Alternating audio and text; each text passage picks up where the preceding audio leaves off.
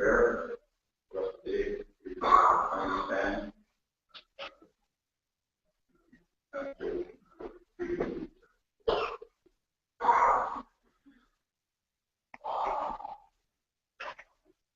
Which I thank our Creator this morning for bringing us here.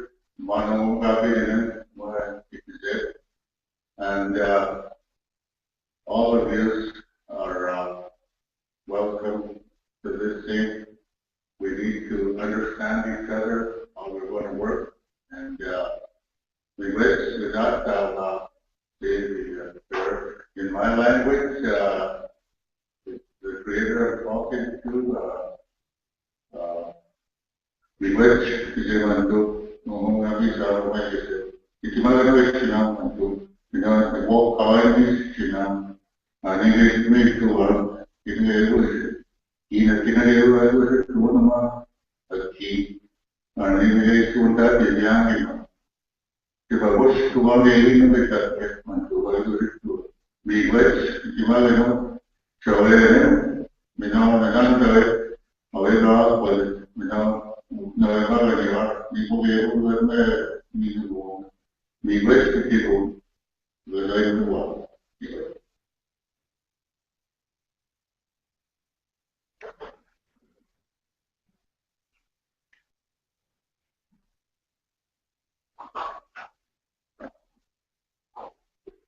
So me and the gun chief will be tag teaming on BEFC, so I wanted to do some opening remarks. The host of the Southern Chiefs organization, so been a good friend of mine for a long time. Who's this side of the line and that side of the line. So it's amazing. Police on one side and that one together at the same line. Yeah, Terry Dawson, I'm Rich. Morning. I'm Aaron Nelson and Grand Chief for the Southern Organization. 33 First Nations in Southern Manitoba, 72,000 people living with 33 First Nations. This morning, it's really important that we interact industry and the First Nations. There's no question that we need to be able to speak to each other. Very clear message from the chiefs here that they're sitting here saying that this is not to consider consultation. Here it is an information session. There is the willingness to go forward and look at how we work together. It is critically important. Most of the First Nations that I represent, the 33 First Nations that are in Manitoba, have between 60 and 95% unemployment. And it is critical for us to be able to look at a process by which we become part of the economy. The Indigenous peoples of these lands should never be poor. Our lands are wealthy. And Brian Mulroney has made a statement that the former Prime Minister in July made a speech. He said, trade between Canada and the United States is $1 million per minute. Currently, 100% of Canadian oil, 2.5 million barrels of oil, flows to the United States each and every day. So at the end of this day, there will be 2.5 million barrels flow to the United States. It is important that we, as people on this side of the border, make Americans understand. Free trade agreement, $4.5 trillion has been traded in between the United States and Canada in the last 10 years. 34 million Canadians purchased $2 trillion worth of U.S. exports in the last 10 years, more than the entire European Union put together. So it is critical for us when you look at the new policy or the new trade agreement with Europe that the first peoples of these lands share in the wealth of our land. That is critical. I'm going to get the hope from Mr. I mentioned here pretty soon. So, but Maloney said, many of you and I would like to be out of a job where it's not for the abundance of natural resources in Canada. That's Brian Maloney saying. Yeah, we also said, quote, you cannot sell what you cannot ship. It is important that we speak to each other. And it says, a vigorous national commitment to develop the resources and build the necessary infrastructure must be complemented by 3 essential undertakings. And the number 1 undertaking was a principled partnership with First Nations in the province that moves beyond grievances from the past to opportunities for the future. So this is why we're here. We're here to get and talk. We may not all agree, and I don't expect that we should come to any conclusions today, but it is important to consider. Nothing in here is being hidden. We are being live streamed. I have 3,300 people on my Facebook. So it is being live streamed through Facebook. It's going all over. I would see what we're doing. So we're not hiding. We just want to have this meeting this morning. A little bit more of a closed session. Chiefs that I represent, chiefs that I work for, 33 chiefs that are in this organization. And my bosses, and it is my job as the Grand Chief to ensure that the chiefs are informed. So if you can inform the chiefs what the pipelines mean, economy of the oil means, these are things that we need to hear, and we need to hear how we move forward, your perception moving forward. Thank you very much this morning. I won't take up too much time, but I'm sure I spoke out for me already. Thank you very much. Thanks for being here.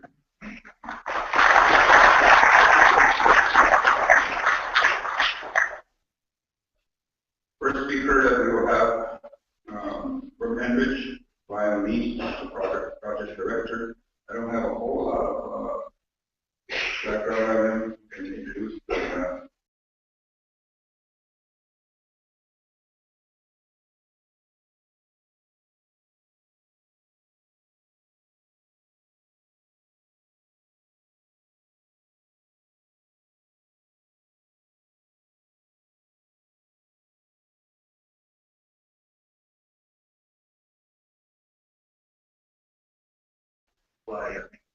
prayer. Thanking you, Grand Chief Nelson, for inviting us here to one territory and we want to. I've worked with Enbridge for a number of years, bunch of people.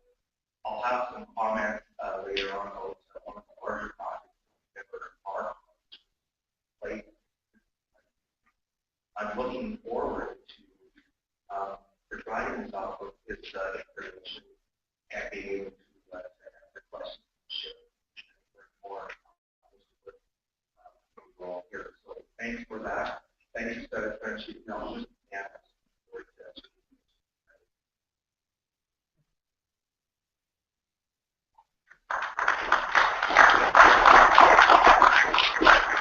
Thank you.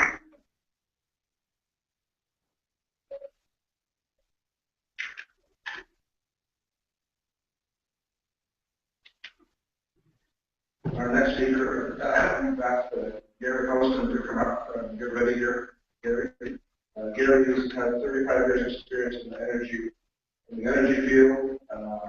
He's been in heavy oil and production and marketing, senior executive for half of his career. He's demonstrated strong leadership in this area. And maybe a little more about himself, but he's going to also continue on his presentation, which is very obvious. Continue on. And I think his presentation is queued up. Very there.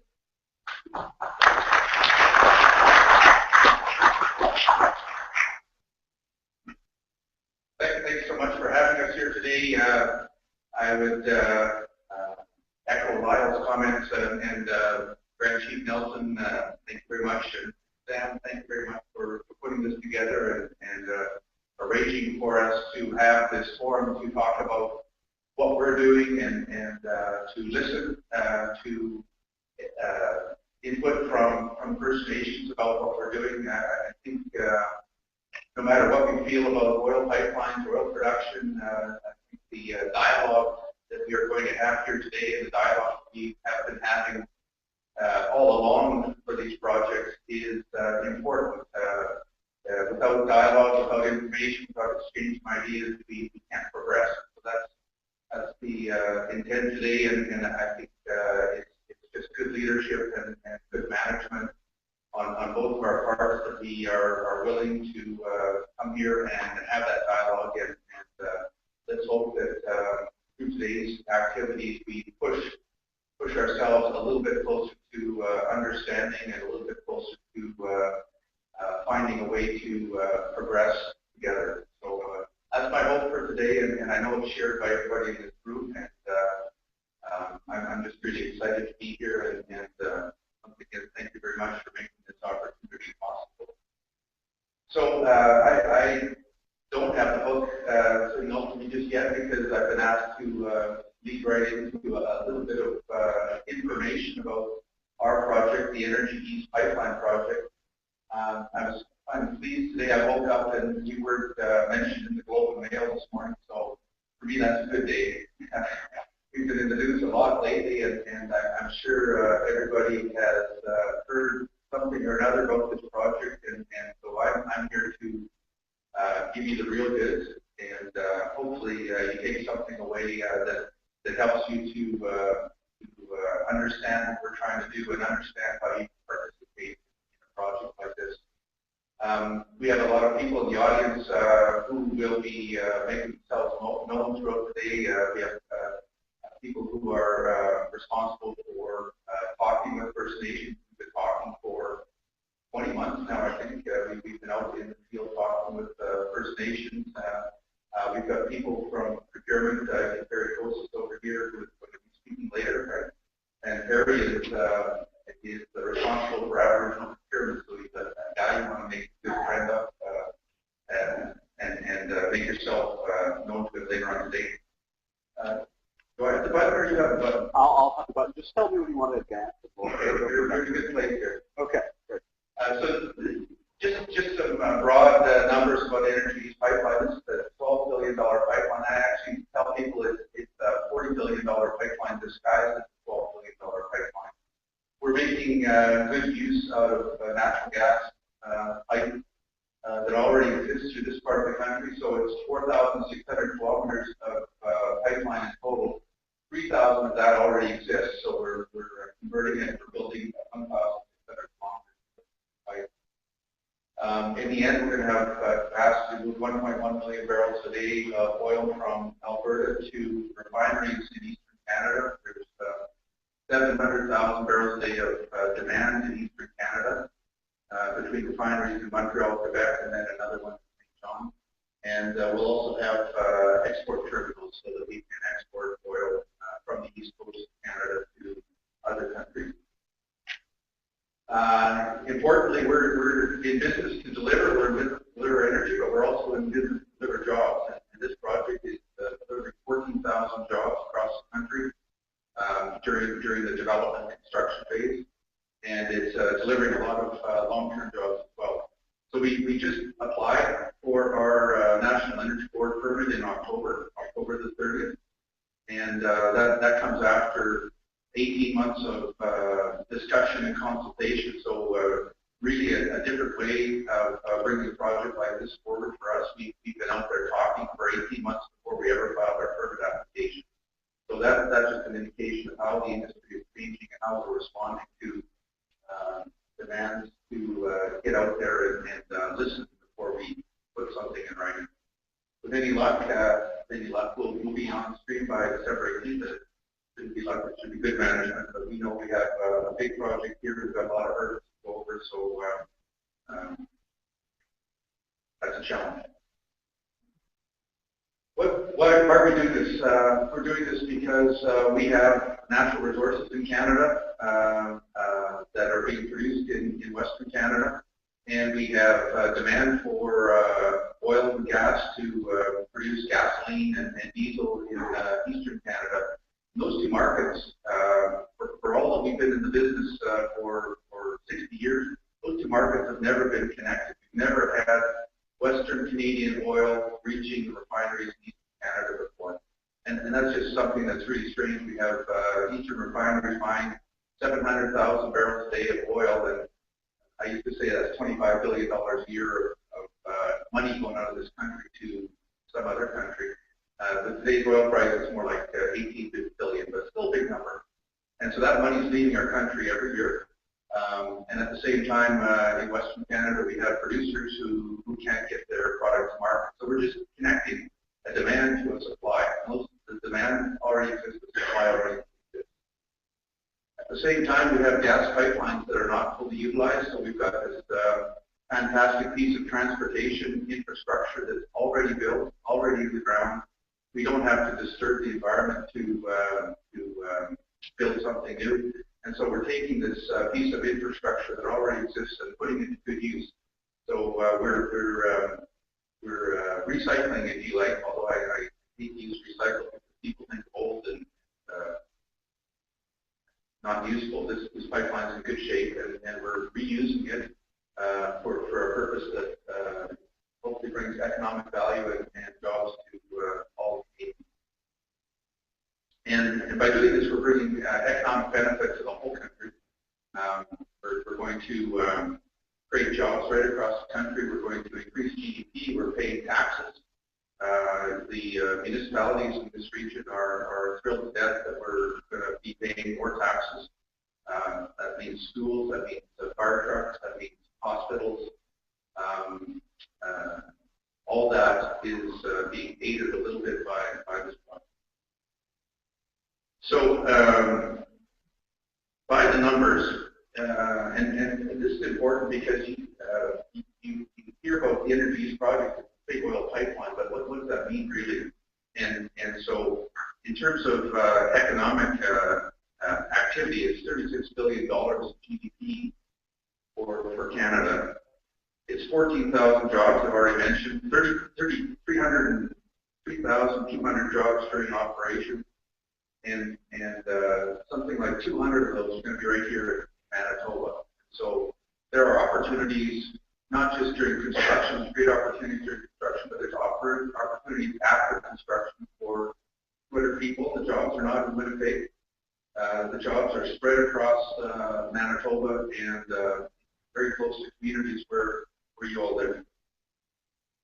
And what does it look like?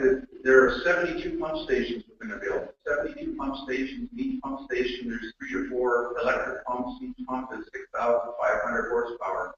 So the magnitude of that kind of effort is huge. In Manitoba, we've got 9 pump stations that are going to be built. Each one of those is going to have 3 or 4 pumps. It's going to have electric demand. It's going to need electricians. It's going to need ongoing maintenance and operation. And that's happening, again, not in Winnipeg. It's happening all across the province. And so there are jobs to be had, good long-paying jobs to be had associated with that development. You can go to the next slide here. So that's great. We're investing money and we're moving oil. But I heard Grand Chief Nelson talk about values and virtues last night. It wasn't you. It was Mr. Mills, our speaker, right? Yeah. But anyway, I took it to heart. Values and virtues. And so one of the things we value a lot at TransCanada is consultation, engagement, and we've been out way early on this project talking. It's been a little bit to our detriment because we built up the hype, I guess, for this project to the point where we are in the newspapers every day, and everybody knows about it. So we've given everybody a running start at this project, which is not normal, but we just think it's a good way to do business, to listen, to understand what are the concerns concerns out there? How can we mitigate those concerns? How can we share information and help to develop understanding? So we're dealing with 155 Aboriginal groups across Canada. We're dealing with 491 municipalities. We've had over 100 open houses. We've got people talking to each one of your communities. We are carpet bombing the country on this project, trying to make sure that we reach out to everybody who wants to be heard. We're reaching out to everybody who wants to know more. So we are big on consultation, and I don't want to get caught up in words. We're talking, we're listening, we're talking, and we've made a lot of changes to our project as a result of those conversations.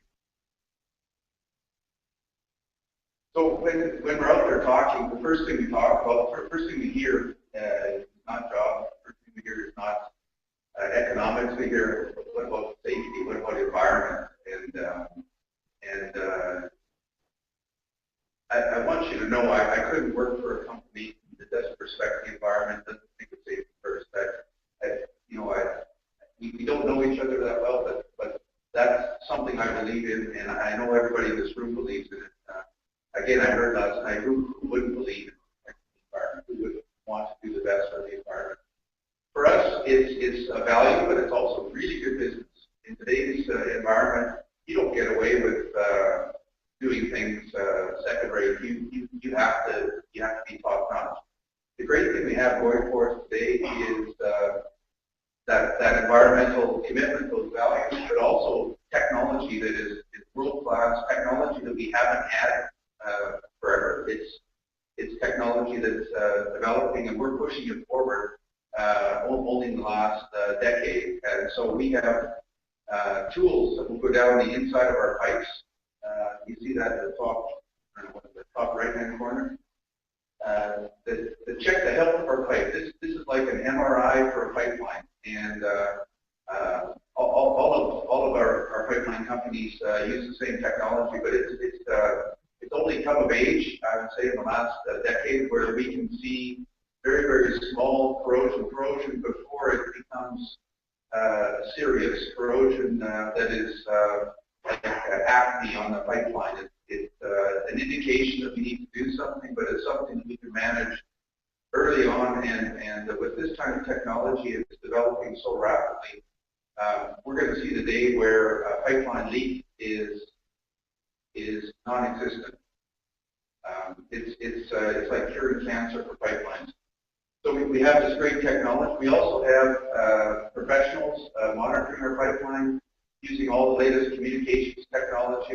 We're going to have instrumentation at every valve site that's measuring pressure, temperature, flow rates, and with that technology combined with supercomputers, probably would have occupied the whole head office when I was young, but now you can pack so much into a small computer. So we've got all that latest technology monitoring our pipeline, and so we can detect leaks that will never happen. But if they were to happen, we could detect them way before we used to be able to. And so applying that technology, investing a little money up front to prevent intervention and preventative maintenance, we believe that zero leaks is an achievable goal, and that's the only acceptable goal for us at Canada. Having said that, we're also big on being prepared. We're Boy Scouts in the end, or Girl Guides. One lady and so we're prepared, and we're investing a lot in emergency response plans. Last year we had 90 test exercises, and that's just making sure that our emergency response plans work. We were talking about one in this area last winter that happened to fall in a day when it was 45 below. Well, that happens in real life too, so get out there. And so we are serious about making sure that our emergency response planning system works and that it minimizes any damage. So Bottom line, we have some technology, we've got the right values, we've got the right idea, environment, safety first, and we have the people. And so, and working together with the people in this room, we want to make this a safe environment. Our job is to keep the oil inside. That's simple. We believe we can do that. The second thing people ask us about is, how do I get on the green train, right? So we have set up a site on our, if you Google Energy East, you'll get to our site. You can't avoid it. Google's great now. You work with them, and you can Google East or energy or oil pipelines. You come to the Energy website without fail. And if you go on the Energy website, you'll find this vendor portal, and Harry, you're going to talk about this later, but that's the first step. If you've got a company or business, to get it register here. A little while later, you'll find some people calling you up and asking if they can come out and talk to you about your business. So this is key. But again, if you make Perry your best friend today, he's also a good portal to our system, and he'll be happy to help you get registered. The third thing is, getting the silent majority to speak up to these projects. We get a lot of noise, and we're not deceived at all. We know that any project that is big and it's in this sector, any project worth doing, you're going to find out that there are people out there that don't like it or want to speak up against it. But if you go in the community, what we've always found is there's a lot of people who support it, who understand that this is good for Canada, that pipelines are a safety for transportation, and they sure like to see some of those rail cars get off the tracks. So there's a lot of people that are cheering for this pipeline. This young lady happens to be a welder in Northern Ontario, and she was one of the early people that came forward and said, hey, I'd really like to see some work in my hometown right now. I'm traveling to Alberta, working 3 in, 2 out, or whatever she's working, and she'd rather be at home in her community practicing profession. So she's one of many people that is speaking out. We've established this website called Action Energy East, and it's a website where people can register in support of the pipeline, where they can tell their stories. We have now got over 6,000 people signed up on this website. It's been 2 weeks since we launched it. And so that's the sign of the number of people who are the silent majority out there ready to speak up for the project and to talk about why it's good to move some of these infrastructure projects ahead in Canada and support our economy. And so that's it. That's called Energy East 101, a brief introduction. We have people in the room who want to talk to you and go deeper where you want to go deeper. And I think those conversations are going to continue on. We're going to be out there as often as you want us to be to talk to you and help to look for opportunities where we can move together so that everybody benefits from a great project like this. Thank you very much.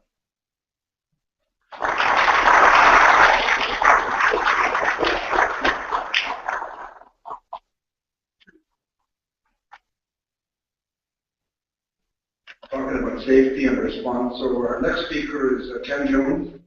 Ken, can you start coming up, and he's going to talk about the Pipeline Association and also the public emergency.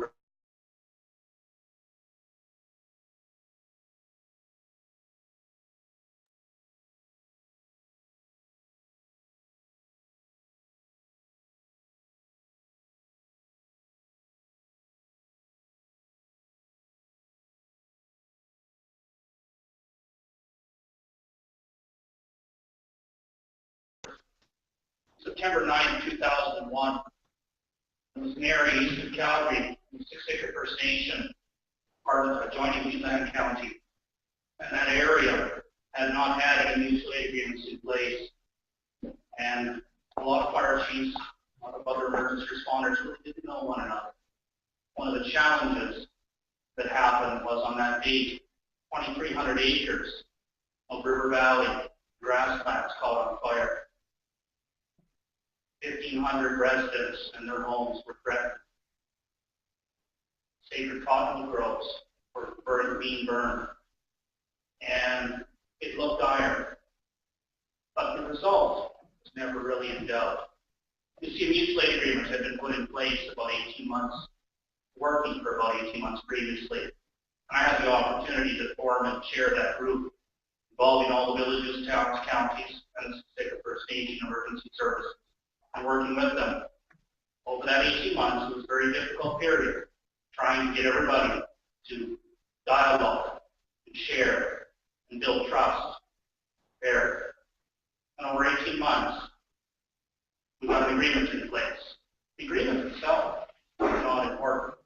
The process of building that trust and sharing and getting them clear, that was really what was important. Because you see on that day, I looked out over that particular piece of River Valley, and as dire as the situation looked, 2,300 acres on fire, there were still 23 fire trucks, 160 firefighters, dozens of graders and water tankers.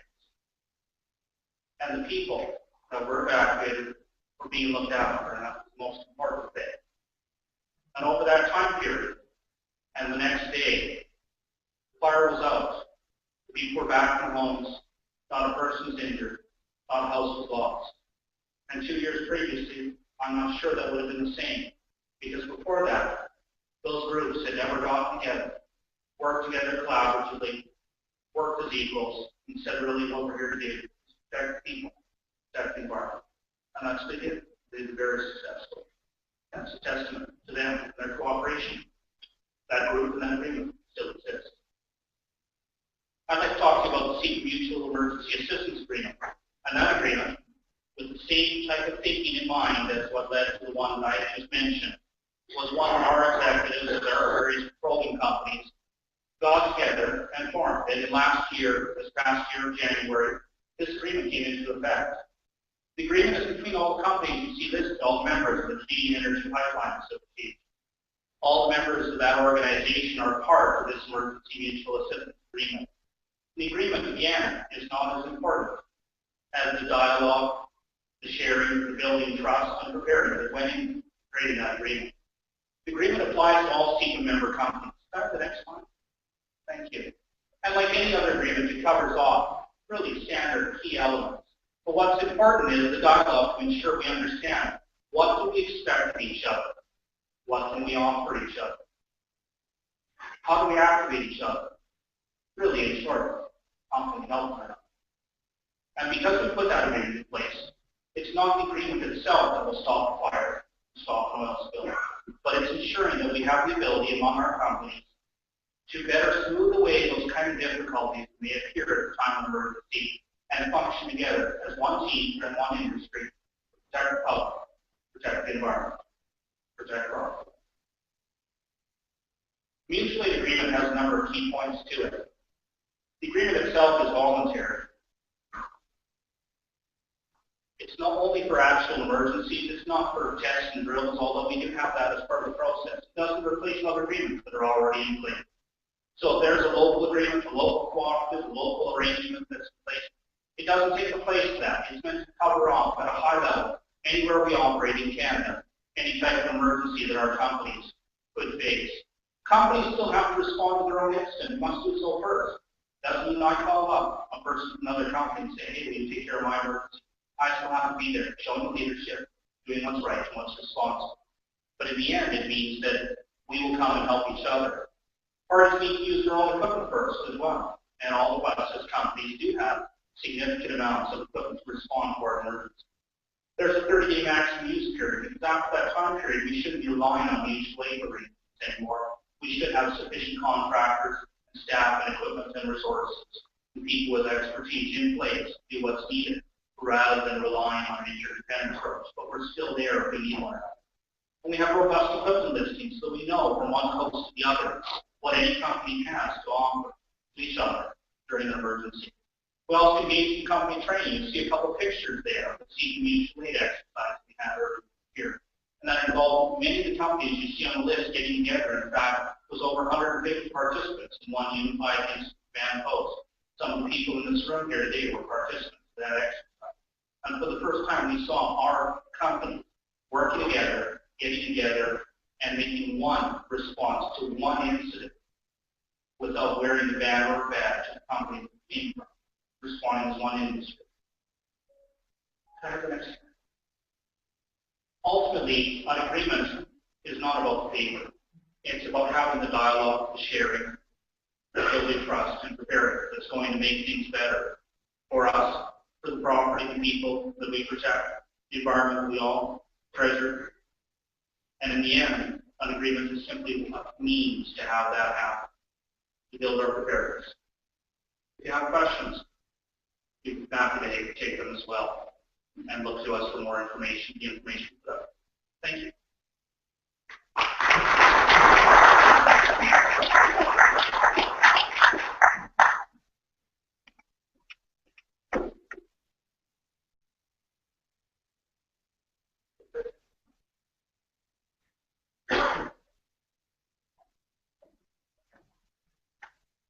Okay, thank you very much. And what we're going to do now is we're just going to have a little break here for about 10-15 minutes. A lot of people are just lining up outside to get in. I'd like to, if you want, I want you to do is network with people that you have, and if those people can go back and get more information from them. But we're trying to get more people in first before we get around. So let's get a 15 minutes break. A little coffee, there's some more stuff down there. So we'll call you back in a few minutes.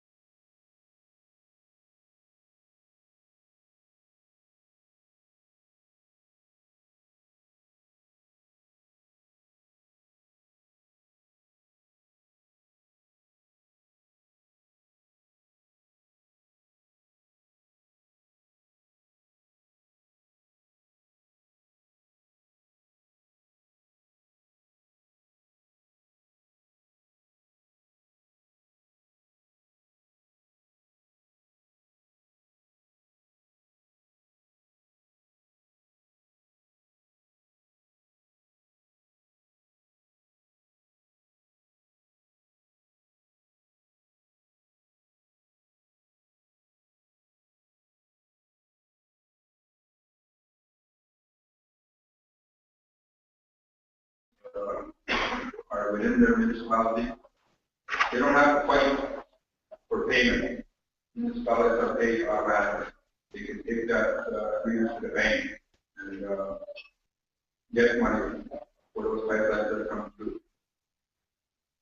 It is also critically important for us to talk about the Energy pipeline, the Line 3 Enrich pipeline. There is already existing pipelines.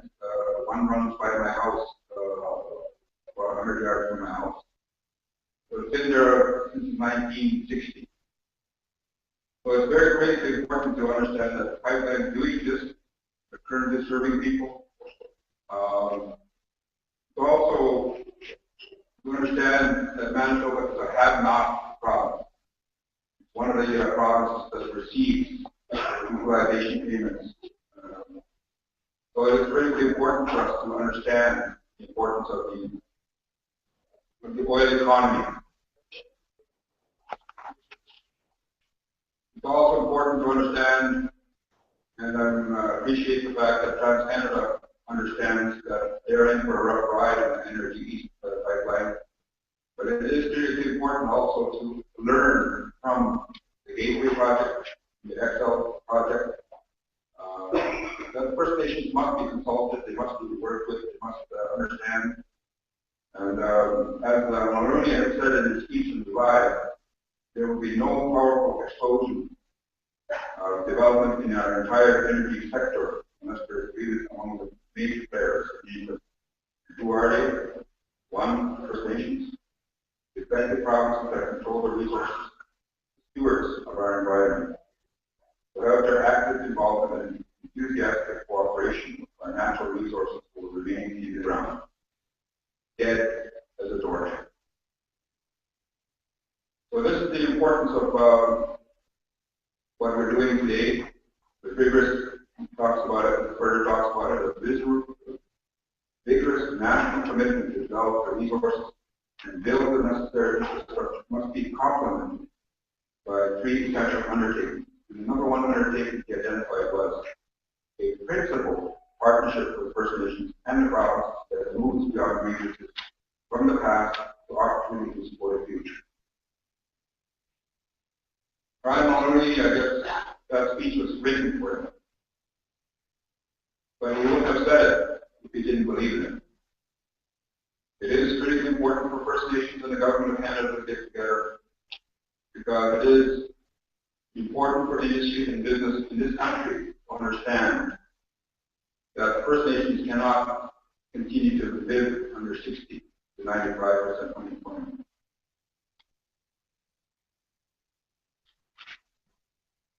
This is a book that just came out from a very respected author, Douglas Bland, who served as 30 years as a senior officer in the Canadian Armed Forces, then as chair of defense studies at Queen's University. The author of a many novels, Uprising, as well as numerous essays on Canadian international security affairs. He just wrote this book that is called Time Bomb. It talks about a possible conflict between First Nations and the rest of Canada. It should not be dismissed. So industries here today provide their understanding, their concepts of the energy pipelines, and we all live in an oil industry. We all live in an oil economy. There are protesters outside right now wanting to be in here from First Nations. One of the things I've been telling them is that we all live in with oil. And stopping a pipeline does not save Mother Earth.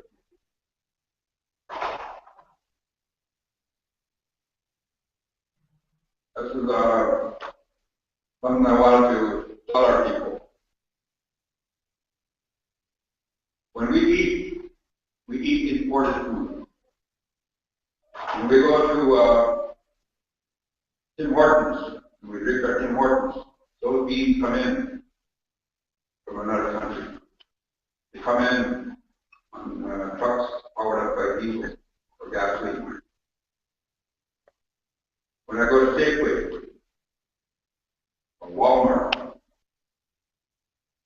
and I purchase the food, it comes in by trucks powered up by oil. Plastics that we use is oil. The gasoline that I put in my vehicle comes from oil. So it is critically important for us to understand that 2.5 million barrels of oil is going to the United States today. As it did yesterday, as we will see tomorrow. We are part of this country, and there is no need for our First Nation people to be impoverished.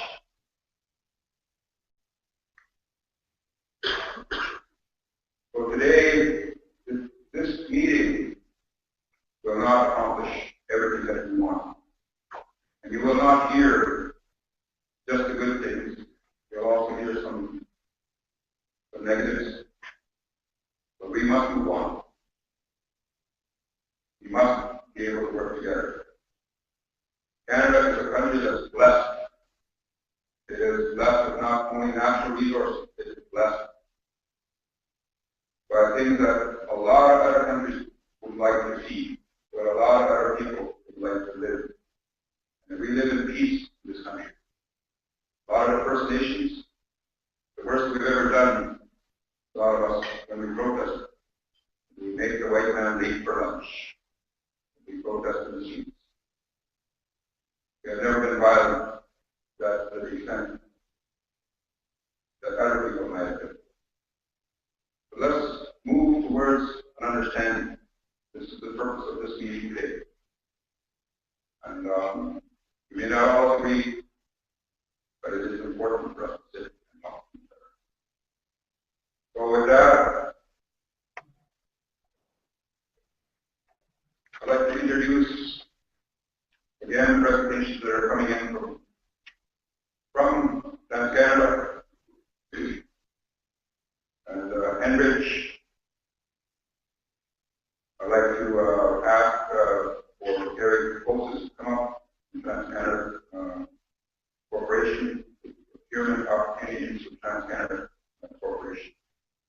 Good motion to your presentation. Thank you very much for keeping it short, and thank you to staff for not giving me the book yet. I was kind of late this morning. I have to, the Creator always humbles you when you start getting too big, and you're thinking, just changing tire this morning on the highway coming in at 8 o'clock. Nice to, winter, changing your tire on the highway when trucks are going right by. So it's a humbling experience. Anyways.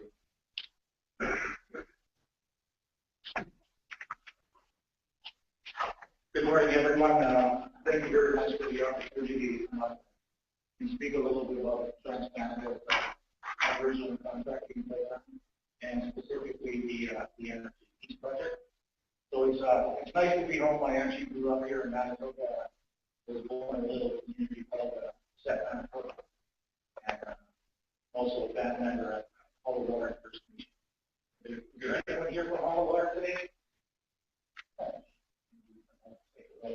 But it's nice to be here. They only gave me 15 minutes this morning to talk a little bit about human process. We'd like to talk a little bit about, I'm going to skip through the first slides. Gary went through the first 5 slides of the Energy East project itself, so I'll just skip down to the procurement portion of this. So if you could just back up on there, please. There we go. So I've been with TransCanada for 21 years now. I started out in Moron, Ontario, and from there I transferred to New Brunswick. For the last 14 years, I focused specifically on Aboriginal consultation or engagement, and about 6 years ago, I moved over into our supply chain management. And part of my role there is to ensure we get some local participation in and our operations as well. And there's also another fellow here today that I'd like to introduce that's working here in Manitoba. His name is Keynote. So, Keynote, could you get folks away? So, Keynote's been working with the communities here in Manitoba and going around and talking to them and learning, understanding what they have for capacity, and also their expectations in this project in terms of economics, the training, the employment, and the contract. So we're in the early development stages here at Energy East, and it's looking like it will be a couple of years before we actually have some. And there's been a few things that have happened. We sent out some SOIs and SOI is a solicitation of interest, and we sent it out to some folks who might be interested in providing some answers for TransCanada. We also sent an SOI out for EPC. EPC is engineering, procurement, and construction. And we sent that out to approximately 60 companies in North America. And the purpose of that is to see if there's companies out there that would like to provide some oversight for construction of the project. And so that it's just a solicitation of interest, and when out to see who might be interested in providing some of these services. So we're still actually finalizing the contract and procurement strategy, and that seems to be an ongoing process. Keep changing after 3 to 6 months every time I do this presentation. It moves forward a little bit. The vendor qualification, Gary touched on this a little bit earlier, but the qualification vendor in each region will be considered for supply of materials, equipment and services for both the pipeline and facility portion of the project. And Gary mentioned earlier we have the vendor registration website, and so far we've had tremendous success in individual companies registered on that site. Have some involvement in this project. Next slide, please. And that's the site, www.energyeastpipelines.com. And you just scroll down to the benefits section, and the next slide will show you the little application. Kind of hard to see, but there's an application for you. And that gives us an indication. We have what we call a database at TransCanada where we register all these businesses, and we group them in by region, but also the type of service that they'd like to offer TransCanada. Next slide, please. Just a little bit about the qualification and the assessment that we do here at TransCanada. So these are some of the things that we look for general contractors we look for. And there's the technical capacity and experience to be able to perform the work, some quality assurance and some quality control programs. The safety performance is top of mind. Absolutely, we don't want to compromise safety in any way, shape, or form. And depending on the size and scope of the contract, we might be looking at your financial capacity to be able to do the work. And we look for small things like workers' compensation, certification, and insurance. Next slide, please. So First Nations engagement in Manitoba here, we're actively engaging with First Nations communities across Manitoba. We're working to understand the protocols and the expectations for respectful engagement process. So there are certain protocols that First Nations would like TransCanada to follow. And in some communities, Chief and Council would like to be engaged in the economic participation here. And in some cases, they want us to do economic development, human resources, or in some cases, we might even look at the project. We want to share the project information in a timely manner to determine the interest and also the business capacity of that community. And we started this last year, and it's going to be an ongoing process. So some of the pre-construction services that we're looking at, so the environmental studies is an ongoing thing. There's still some environmental programs, biophysical studies that need to be done out here in the field, and there are aquatics, which is fisheries, survey, figure assessments, and historical resources. We're looking to communities, First Nations, making communities to try to provide traditional land use information. And we get involved in communities on their use of the land. And some of the feedback requirements we use some of the harvesters. And the surveyors, we're always surveying out there. We like to, particularly for the new build. We have survey groups out there right now, geotechnical program, and we're also looking at some applications. We have some slashing. There has been some involvement with First Nations so far. There's one particular program, is the geotechnical program. At some of our stations right now, we like to know the application. And what we're doing is we're sending out a geotech crew to actually do some wells at our existing compressor stations. So in Manitoba, we have approximately 8 compressor stations, I believe. And at those compressor stations is where we're going to co-locate our pump station on the end of the east coast. And right now we're doing some sampling. And we're talking with communities right now about the geotechnical program. And we started a small training program to get them on our cruise. This is what we may call a laundry list of some of the services that could be offered to local communities. And so TransCanada has been around for quite a while now, and we've had the opportunity to work with First Nations communities, particularly in Alberta and Saskatchewan and Manitoba and BC. And these are some of the services that communities have been successful on. Certainly it is limited to this, but here's where we see a lot of success with some of this. It's safe to say that communities' capacity in terms of business has certainly grown in the last 5 years. I've been doing this for seven years, working directly with communities on economic development, and the capacity really has grown.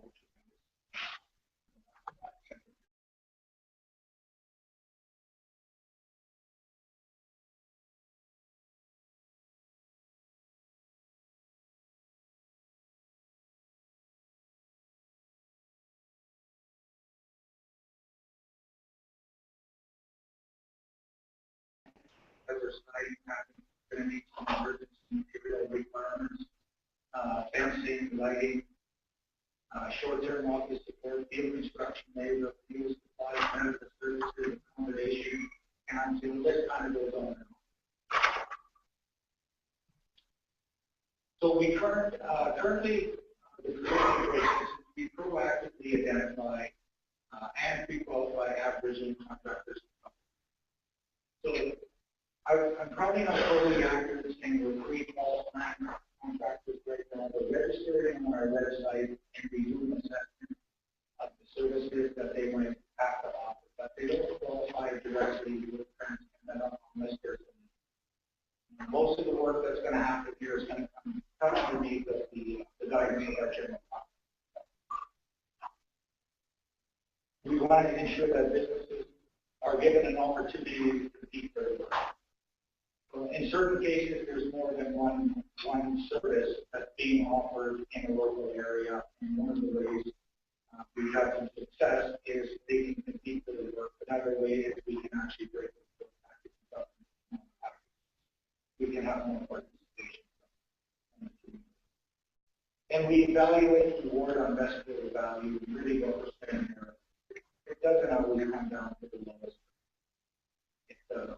It has to do with some of the communities and locations that they are in proximity to the work that's being performed. We like to involve communities that are close to our facility.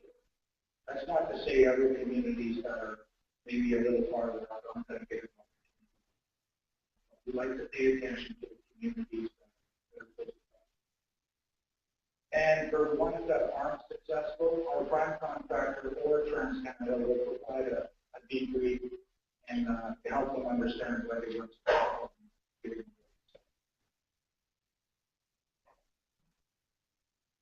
How am I doing for time? 5 minutes? Okay. We like to provide opportunity for local participation, so that means inclusive of all qualified local Aboriginal. So that means band member-owned businesses, but it also means band member-owned businesses as well.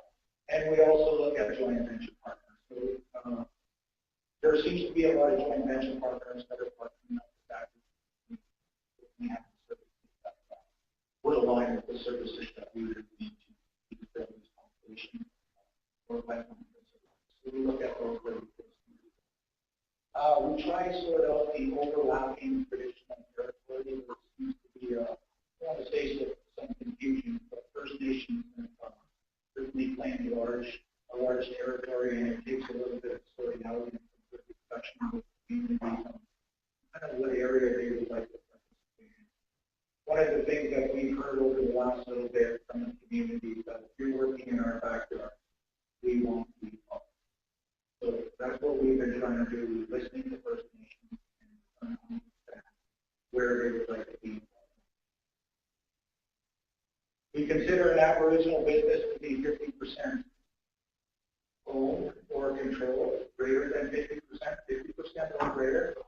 And some of the local businesses advantages that it's more cost effective to use local resources and bring in something from Alberta, BC. Certainly we're looking at it. I'm sure that they're able to mobilize community resources. And generally speaking, they're supportive of a project that we can offer some economic to those communities in terms of the training, the employment, and the contract. And it drives benefits into the communities. Listening to the Chief Nelson here this morning, and the unemployment rates in some of these communities are quite high. And I'm certainly not going to stand here and make a whole bunch of promises that I can't keep. But one promise that I can assure you is that we will go in and we will talk to your communities and we'll do our best to try to find a way to bring them. So again, the prime contractor is really responsible for the job site, and 95% of the people on that job site are going to be working under the care and control. And one of the things that we do when we develop a contract with the larger contractor is we ensure that there's Aboriginal participation commitment made by that. And we have fellows like Gary Houston here that make sure that those things do happen. And there is a commitment, and we ensure that those contracts honor those commitments to local participation. Basically, 3 ways that TransCanada can contract out. And the first one is TransCanada can actually bid and contract the work, and you can do work directly for TransCanada. The second one is TransCanada can bid and contract with the local community, but later we will assign and motivate that worker for TransCanada. And the third way, and the most common way, is that the bidding and contracting will be done under the general contract, or the prime contract. This is my last slide here, and it's just some general items that we like to talk about. So one of the things that we do is we keep track of what we spend within our team. And it's good to know. It's one of the metrics that we use to see how we are doing with these communities in terms of the number of people that we're able to find employment, the training that we're able to provide, and also the contracts that are offered to these local communities.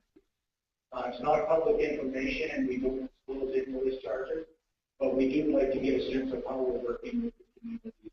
And at the end of the day, we can go back and have a discussion with the communities to see how we actually did in terms of what might have been agreed upon upfront with the communities. We like to establish a single point of contact in the communities that Canada can work with, and also our general contractor can work with. And we like to have post-construction meetings with the communities to understand some of the specifics and challenges that we're working with some of these communities. We talked a little bit about prime contractor language. So when we send out large construction contracts for a general contractor, there's Aboriginal and local participation language inserted in those contractors, so they know that there's an expectation that we're going to involve our local communities. We talked a little bit about the overlapping traditional territories. So the last little item I had up there is unions. So we're presently discussing with some of the unions on how this may look. So there's the traditional building trades union that we're talking to in each province. There's also the Christian Labor Association, the Black Union that TransCanada is talking about. And there's also non-union This year, we've had some good success with local participation. We've managed to achieve just over $100 million this year doing business with Aboriginal. That's something we're very proud of. And over the last years or so, we've just surpassed $500 million doing business with Aboriginal. So having said that, that's all I have here for you this morning. I'd like to say thank you again for sharing our information. We'll provide some further, more detailed discussions with the community in the next time. Thank you very much.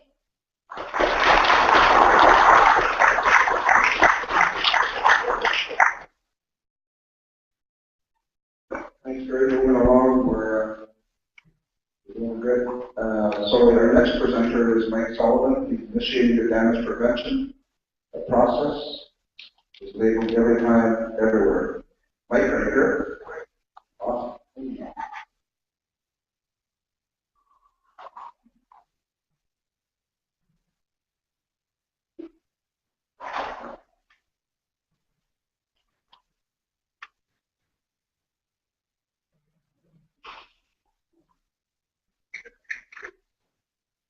First slide.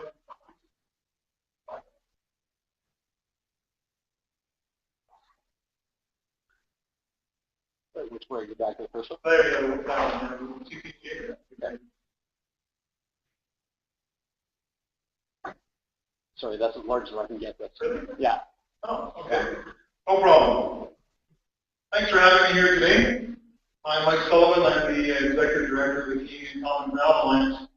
And what the CCGA is, to give you a brief description of what that is first.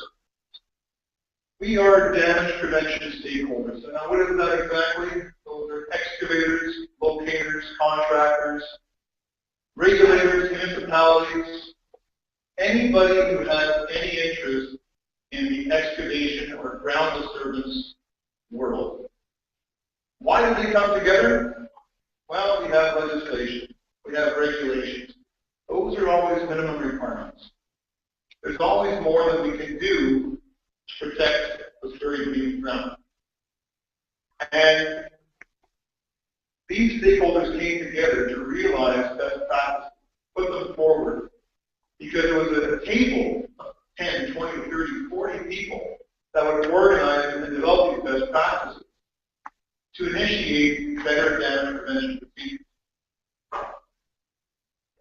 When we build a pipeline, when we build a distribution line, anything that's buried beneath the ground, once that work is done, we're in good shape, providing everything stays the way it is, providing it's not damaged, providing there's no release. What the CCGA works to do with all stakeholders is to ensure that happens, that there's a process initiated for the damage prevention process to work every single time. Next slide. Now, this one here, minor inconveniences. We always have, everyone in the room, I'm going to guess, has a phone, a mobile phone or a smartphone. And when you see that on your screen, that's an inconvenience. Minor to everybody else with my phone. If this is my phone, it's a major inconvenience to me. Or if you're driving down the highway and you see that you're running out of gas, that's another inconvenience. Again, what are you going to do? These are minor things, but an inconvenience nonetheless, an energy inconvenience. Or if the power goes out. We expect when we turn on a light, we flip a switch, that will have light. That will have natural gas. That will have heat. Those are things we come to condition ourselves as society to expect. And when we flip that switch and nothing happens, what do? You flip it again. And you flip it up and down, and nothing happens. Of course nothing happens. There's something that is interrupting the flow of energy to whatever you're trying to do. Next slide. When you flip that switch, you have no light. Or you do have light. Now you're comfortable. These again are minor inconveniences, but how does all that energy get to us? It doesn't magically appear. This entire building is served by buried infrastructure, our critical buried infrastructure, distribution lines, electrical lines, telecommunications, gas, water, everything you expect to have the conveniences of a modern day society. Next slide. So I mentioned earlier, buried facilities, providing nothing happens around them, are extremely safe.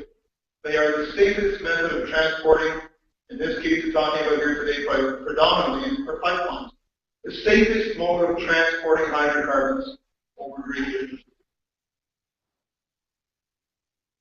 Once we have construction complete, landowners are encouraged to use the land again, to cultivate, providing they meet certain requirements to notify the buried utility owner if there is anything that's going to be done near that buried facility that could potentially interrupt it.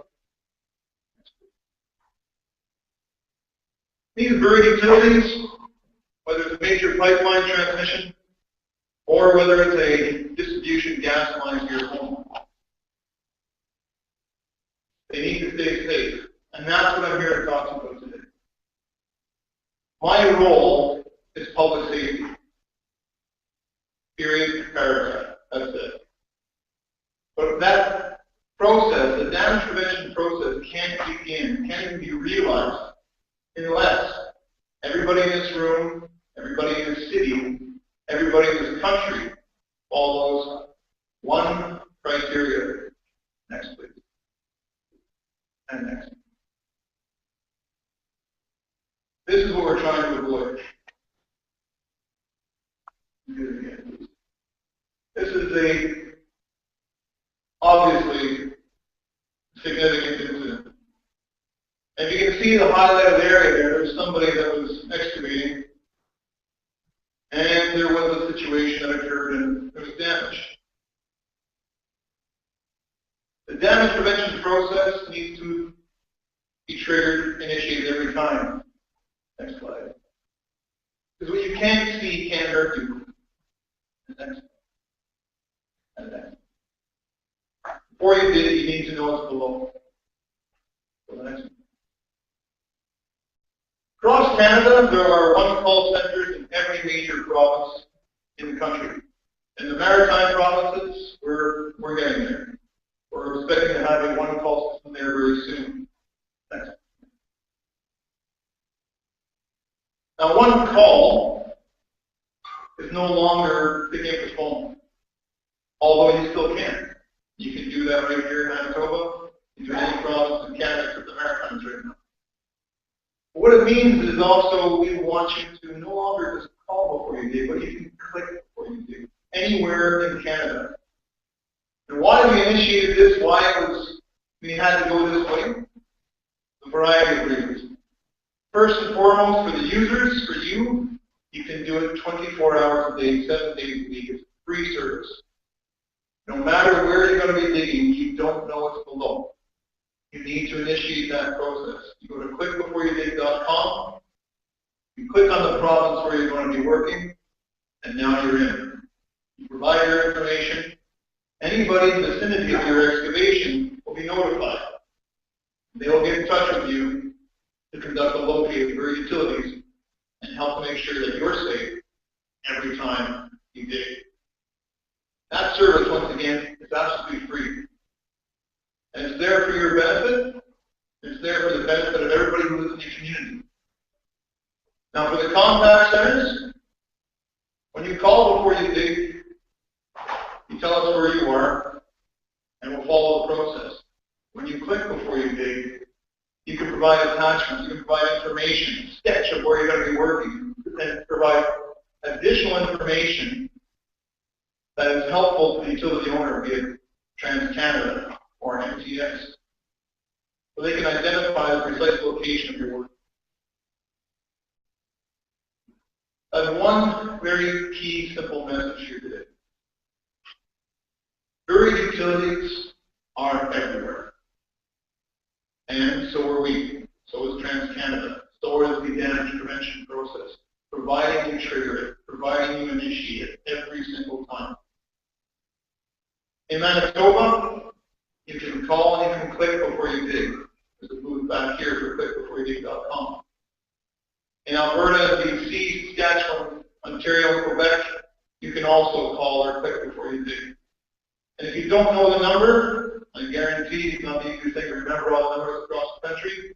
You can remember clickbeforeyoudig.com. Go there, click on the process where you're going to be working, and initiate that damage prevention process every single time. That was my simplest and most direct message I could provide you with. I don't want to sugarcoat it. When the damage prevention process is initiated, 99% of the time there will be no damage. 99% of the time. If there is damage to a buried utility, the likelihood is there was nothing triggered, or the damage prevention process was never triggered, never initiated. In Canada, there are, on average, 30 damages to buried utilities every day, on average. In Quebec, there was a study done just recently on the societal cost damage. In 2012, damages to buried utilities cost the province of Quebec $75 million. And that wasn't just the repair. The repairs of the facility be done fairly quickly. There are emergency responders every time a gas line is damaged. You have a variety of societal costs go along with it. Those emergency vehicles, about $800 per hour per vehicle. The costs go up fairly quickly. We can reduce damages, we can reduce the costs, societal costs to everybody across Canada. But obviously we also ensure greater policy. If you have a moment, please go back to the booth today, the clickbeforeyoudig.com booth. If you're not wearing one of these stickers, I encourage you to get one. I understand you have an opportunity to win an iPad. I'm wearing one, but obviously I won't win if I win, somebody else. Thank you very much, and please click before you dig.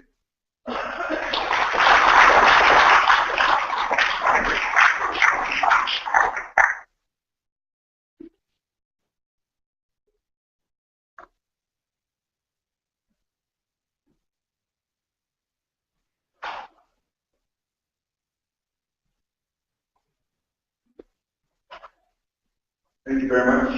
We're getting close to the 11:30. We'll be requesting Balinese please come back up, and we'll be running the Line 3 project. Western Manitoba. Some of the principal First Nations are here.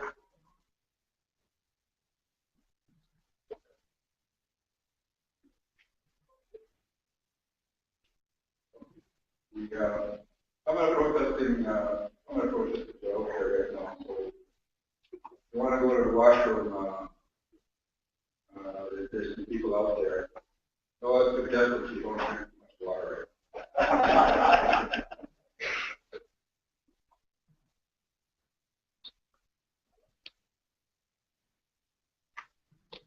I knew I should have went twice in the break.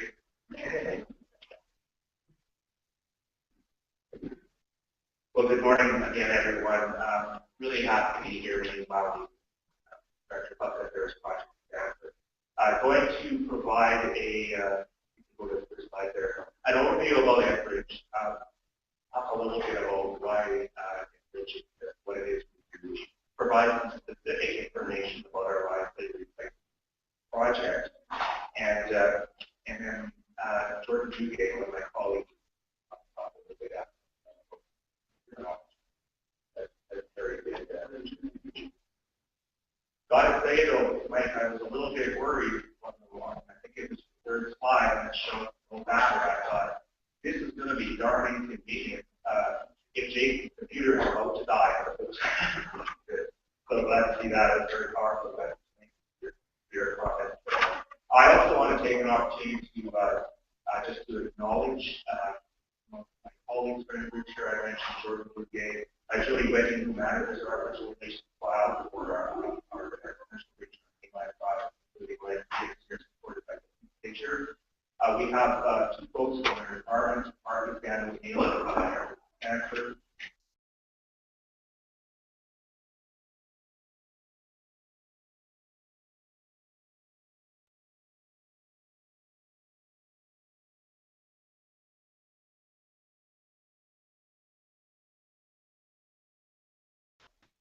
Here as well.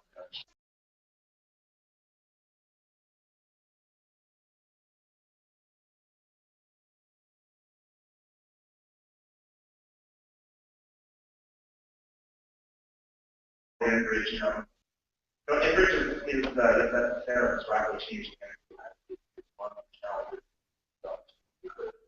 We're working really hard to build trust and lasting relationships. Communities, members, and communities alike.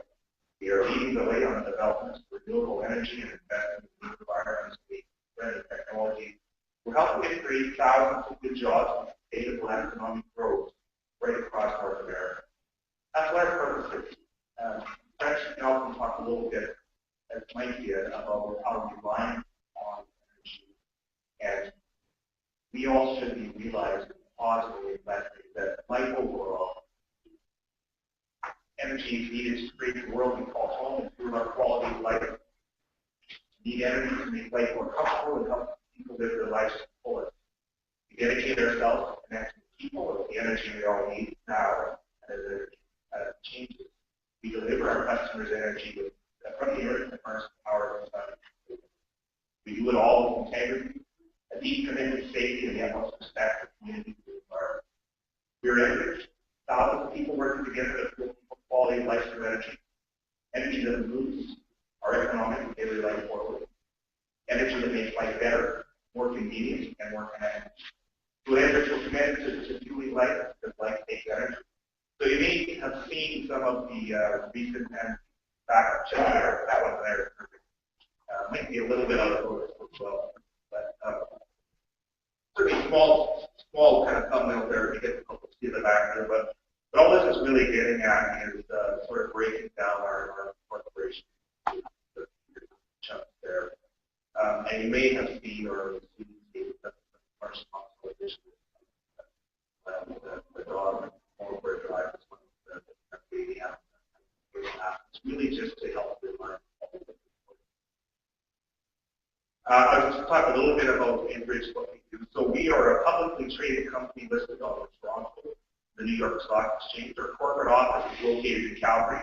We have over 11,000 employees across the continent. We are the world's longest and most complex liquid pipeline. Our transportation capacity is about 2.5 million barrels of crude oil and refined products today. For Canada's largest natural gas distribution company with over 2 million customers in Ontario and New Brunswick.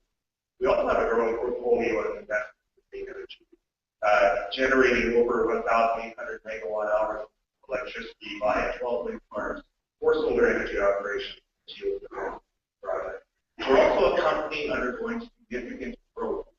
Our CEO, Calvin Monaco, recently noted that our capital projects rate is currently around $44 billion, of which $33 billion is commercially secured development projects that will take our company through 2018. We have a market capitalization of about $43 billion. We spoke a little bit about our volumes.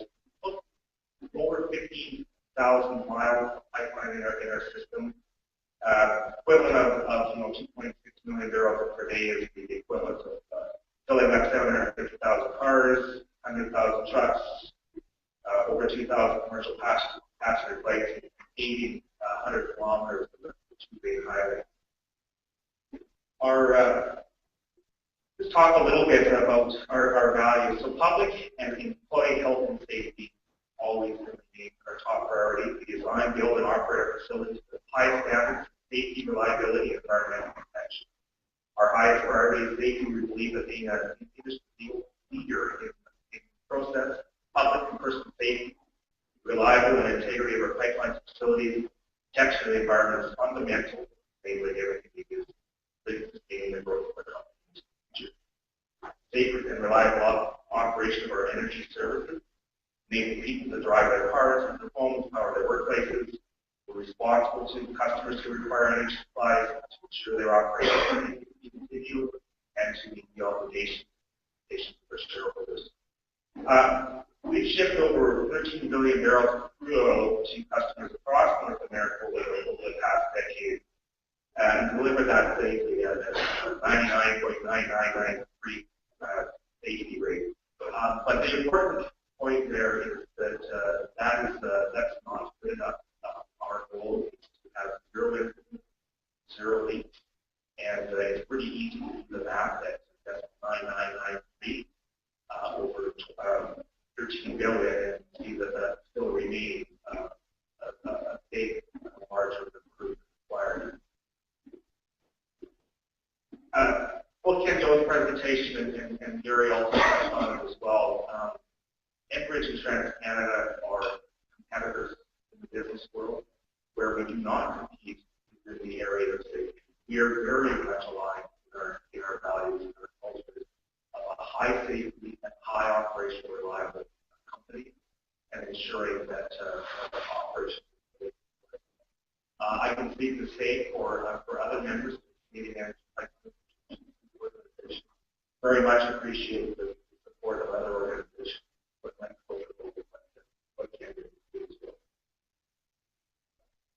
So if you could just flip to the next slide, which is our regulators. So just going to touch on this very briefly. So Enbridge pipeline operations are primarily regulated by the National Energy Board for each conventional and international pipeline. There are a number of provincial regulators.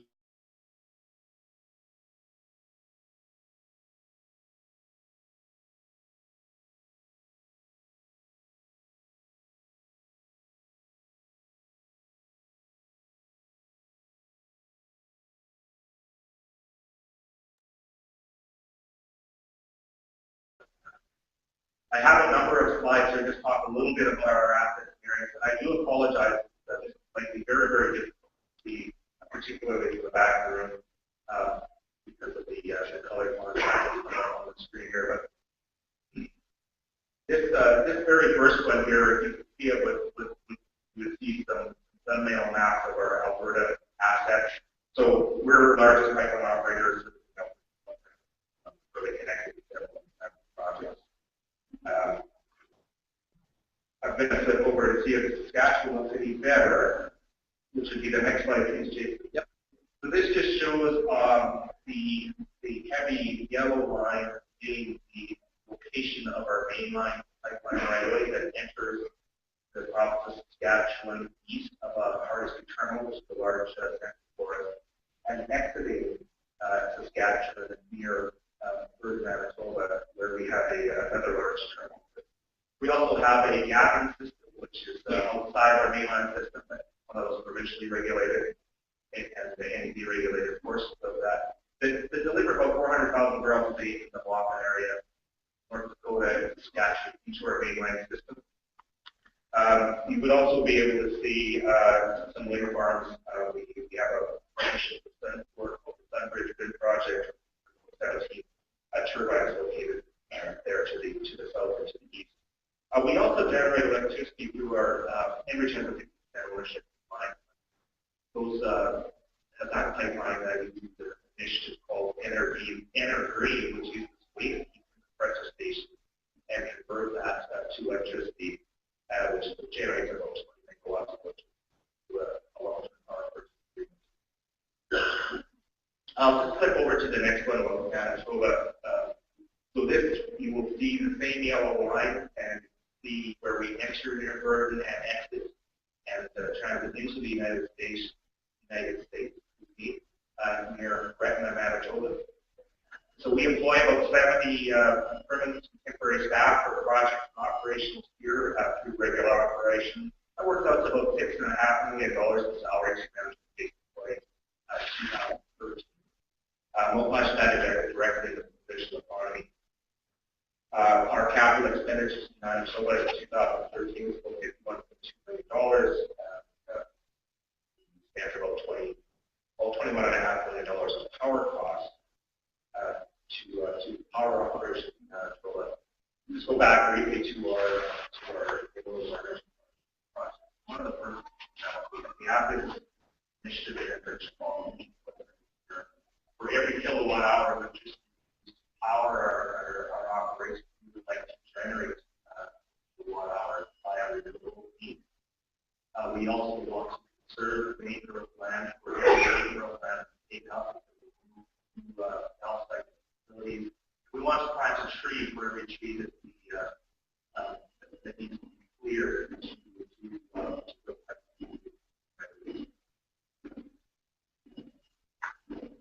So just to go on now into the main topic here, the Line 3 program, which is going to be what is the project, what's the scope, why are we doing what it is we're proposing to do, decommissioning of an older pipeline or the present one timeline, and talk a little bit about some of our engagement. So this next one is a very similar map in terms of location of where our main line pipeline right away is. It's showing a map of that. And you will see a green and gray colored line in Alberta stretching down to Greg. That's the project area, the Line 3 road. Yeah, if you'd like to go to the next one. So it's a Line 3 is a 34-inch diameter, 1,000 kilometer long pipeline. Runs from the end to Wisconsin. It's been in service since 1968. Shares the same pipeline right away with up to 7 others in our mainline system.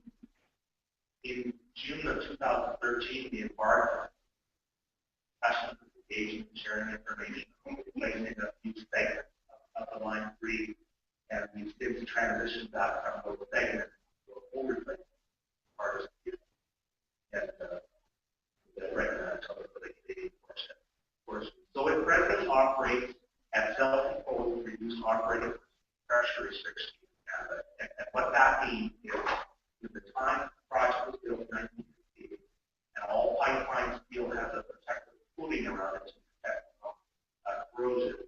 This particular pipeline using the technology today is tape-coated wrap or polyethylene tape, and over the years we have discovered that some of that tape is on it on the pipe, which allows moisture to come in contact with the steel, which leads to corrosion. We operate under the extensive pipeline integrity program. We see that over the next 20 years, there will be a significant amount of work required to dig up, to inspect, to repairs required for that pipeline to ensure that it's operating safely at the production. When we look at having to make those days, expose the pipe, we need to further lower the operating pressure. It has an impact on our shippers, people that rely on pipelines to move their oil, and to the refiners who receive it at the marketplace. So we see, in looking at the cost of interruption, we are far better off in our proposal to replace this portion of the pipeline, and if approved, will restore the pipeline to its original operating parameters. So if you can go to the next one, please. Thank you. So out of the that means running from Hardisty to Red Dead, where you're facing 1,073 kilometers across those three replacements. It would also mean construction of 18 pumping stations in Canada and up to 375,000 barrels a day as far as terminal Alberta. Where feasible, we will locate pump stations at present facilities. The pipeline, replacement pipeline will be mainly 36-inch diameter pipeline. And if you were to ask the question right now, if I thought I would replace line for line, I would tell you that by going to 36-inch diameter pipeline, that allows us to better standardize pump fittings, spare parts, etc. It's also a 34-inch pipe, a little bit of their on-haul size. All of our pipes talk a little bit more about their apparatus in China. They will roll whatever it is we ask them to roll, but the incremental cost for the incentives to be forged by the negotiable. So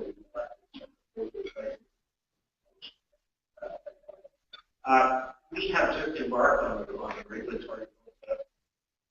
This is now before the National Energy Board is kicking off on regulatory process. If it's approved, we are estimating in service date in the latter part of 2000. You can go to the next one. So I spoke a little bit about why we're replacing it in terms of restoring the operating conditions of the original pre-design, reducing the frequency of the stage land, restoring capacity to meet shifts transportation requirements, and then just to better serve current and future energy requirements. Once the present pipeline is in place, we would then move into decommissioning aspect. So once it's replaced, both in the line street pipeline will be permanently removed from operation and also go under decommission. So what decommissioning is once it's replaced with the new pipeline that's operating, we would then go through a series of steps, which would start with removing all of the oil from the pipeline, thoroughly cleaning the pipeline, disconnecting and segmenting the pipeline in location. The pipeline will always remain the Enbridge accountability, and we will take that very seriously and fully intend to continue to monitor it. It's also part of our mainline pipeline, so certainly in our best interest to do that as well. We'll maintain the hydraulic protection on the pipeline segment as well, which will further ensure that minimize that corrosion to that. In terms of time, so we filed a project description earlier this year in July. So many of you would have received copies of that through the mail. We filed our Section 52 application with the National Energy Board about a month ago, in early November, which kicks off the NED review period. So if it's approved, construction would start in August 2018 and 2017. And the decommissioning would start in 2000. It's a little bit different from some of the first projects you may be familiar with. Just a little bit about some of the economic benefits, and I think everybody has spoken already a little bit about that. At $7.4 billion, it's the largest project in 65-year history. Replacing the pipeline will require thousands of jobs, hundreds of millions of tax revenue, of property, and employment taxes. $2 billion in GDP in Canada, United States by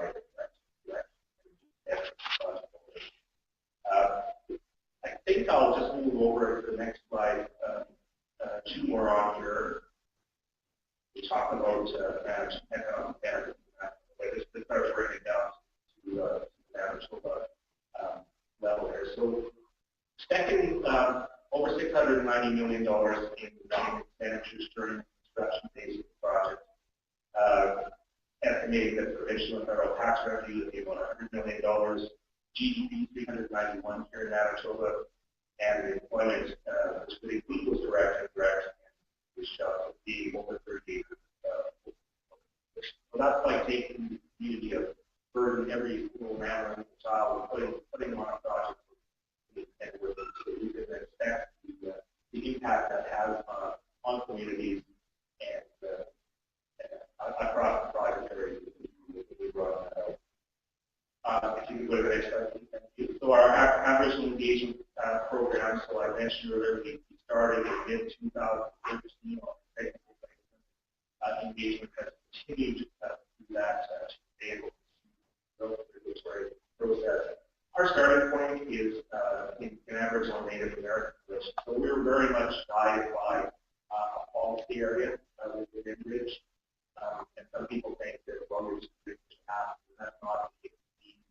We realized in the late 1990s that the company would do that. So we gathered a bunch of people, a number of people communities across the country have developed policies supported by to help define how we do well in the engagement with average leadership. So it directs us how to develop mutually beneficial relationships with everyone close to you or affected by our operations. It identifies key principles for Aboriginal relations, which are all about respect to legal rights, traditional ways of land, respect to heritage, respect to the environment, and respect to traditional knowledge. And we have a number of traditional knowledge studies underway across the project area and places like that. So we believe the policy provides for the basis for a approach company-wide for all parties. With respectful of traditional ways of Aboriginal Native American relationship that Aboriginal Native American people have with American. We commit to working with Aboriginal and Native communities for sustainable benefits, which will result from our project operation, and that includes opportunities in training and education, employment, procurement, business development, and investment. We foster understanding and respect for local Aboriginal people and private employees and contractors. So the next slide here is a little bit about some of the engagement activities. So very much at a starting. We had a number of meetings called the Yellow. We look at the project description, the full section to application. A number of program presentations, fieldwork program which I referenced earlier, open houses, and will soon be kicking off as Jordan will speak shortly about connecting communities with Enbridge, understanding what opportunities the project will bring in terms of project operation, understanding when the ideal time to bring mainland contractors, unions, other organizations to your community so we can understand what the art of the possible is, and then really trying to build on that over the next year or so. So if the project is approved for construction, if we get to the point where we're ready to go, is that everybody's and not something that we can have an app. Jordan will be able to share some really good information and practices that we've learned through the early reasons of it, with the project. When in service of people early 2010. And I think it really helps set out the path, set out the ways that we work very closely with communities, with leadership, who understand the project, who understand what our operations are, and how we work together to mutually beneficial relationships. So I think with that, I'm just going to pause, and if Jordan would like to come up and talk about some of those business statistics, that would be great. Thank you very much for your kind attention and for your support here. Thank you.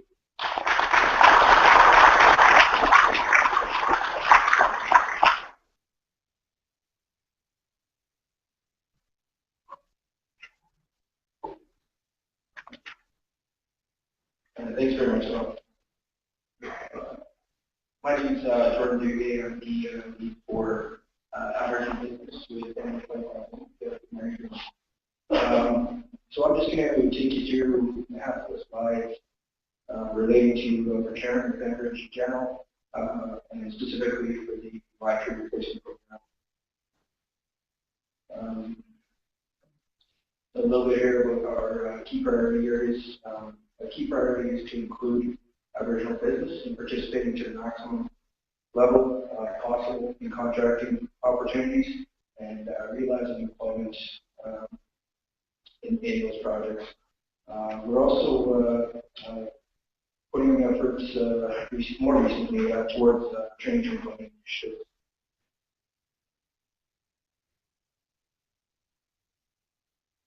Talk a little bit about some procurement numbers that we've had in the past and where we're at currently. Through quarter 3 of 2014, Enbridge has spent over $250 million in procurement of goods and services with Aboriginal businesses. Last year, 2013, that spend number was $58 million. We're on a similar pace for this year. The last bullet here kind of goes over our hollow sort of procedure. As you can see, it goes from local to regional, provincial, national. We're not put in a position very often where we have to go outside of that local zone, as there's still generally enough capacity and more than enough capacity to support the budget needs. I heard Barry mention earlier in his presentation the $500 million market for Trans Canada. So if you look at it, that's $750 million in Trans Canada on average. If you think about a couple of the other pipeline companies, I think we're probably on track for more than as an industry. So. Well, I mentioned I was going to touch on some of the outcomes of the Clipper project in 2008, 2009. There was a total of $34 million spent in business and training and product. $9 million of that was for we think that there's a great opportunity to well exceed that $9 million mark on this program. In the realm of training, there was a program conducted called the Manitoba Heavy Equipment Operators Training Program. There was 25 candidates from Manitoba here that went through that program in support of the project. On deployment with that project, remember the project reached 22% employment through local and regional people on that project across all sites, which equated to approximately $24 million.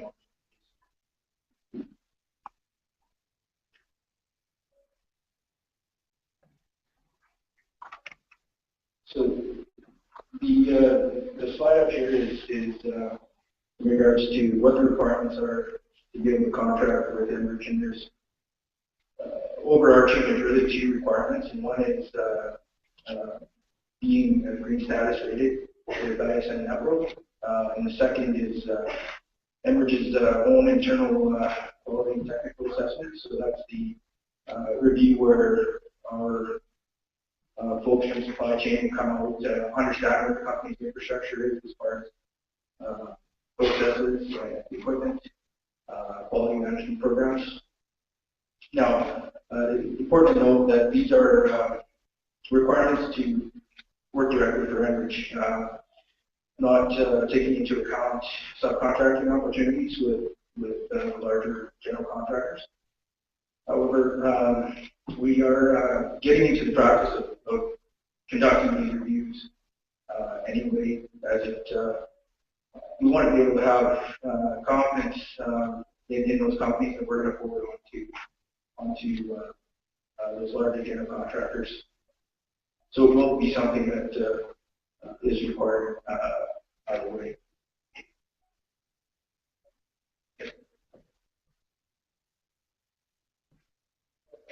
So this gives a similar slide here to Barry's, just gives you an idea of some of the areas that are generally needed on a pipeline construction project. Everything from right-of-way clearing and mowing to supply of bulk fuel. Give me a minute there too.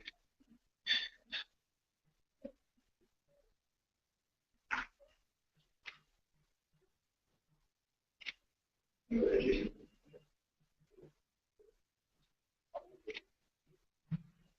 Again, mentioning the general pipeline contractors, actually see today that we have a few in attendance with Lakeport site and URS, as well as First Alliance. So, and again, as Perry had mentioned, the large majority of the execution of the scope is going to lie with those larger pipeline contractors. Now, with that said, we do have some requirements of those general contractors as well. So we're asking the companies that bid on project work in service regs that they detail a plan to us as to how going line with Enbridge's goal of maximizing participation in this project and in any project that we're doing. We're also requiring the general's report statistics on Aboriginal participation in a timely manner. So one of the purposes of this is if there are gaps that are identified through that reporting, we're able to identify them early and work collectively with those contractors to find a remedy to get those participation numbers of staff where they should be. One more item with regard to the general contractors and in relation to training programs that we are looking to continue to review and consider. The generals and as well as the unions will play an important role in establishing the success of any of those training missions.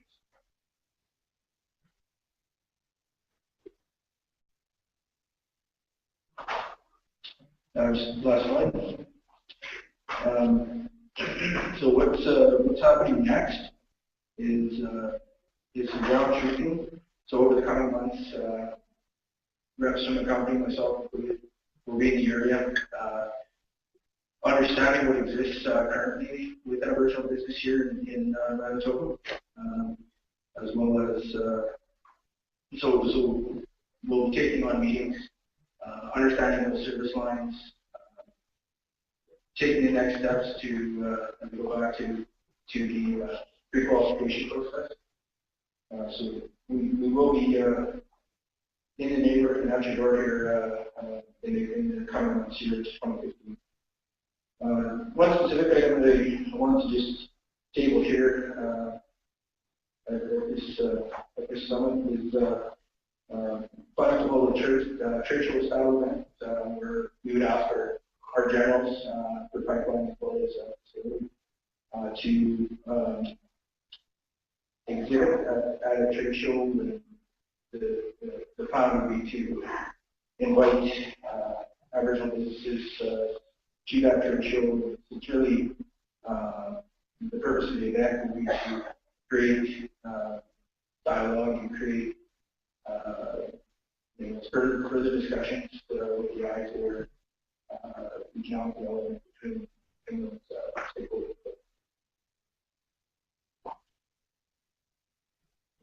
Thank you very much.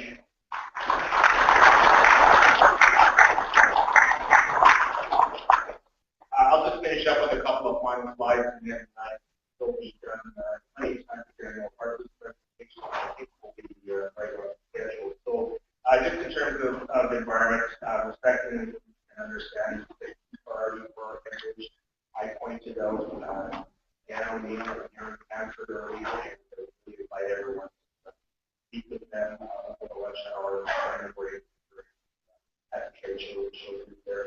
We've been constructing, operating, and maintaining pipelines in this project area for over 60 years, and we've accumulated a substantial amount of knowledge regarding the potential environmental and social impacts that's associated with operating pipelines. But that by no means allows us to think that we've done or where it needs to be so. And we very much rely on understanding or knowledge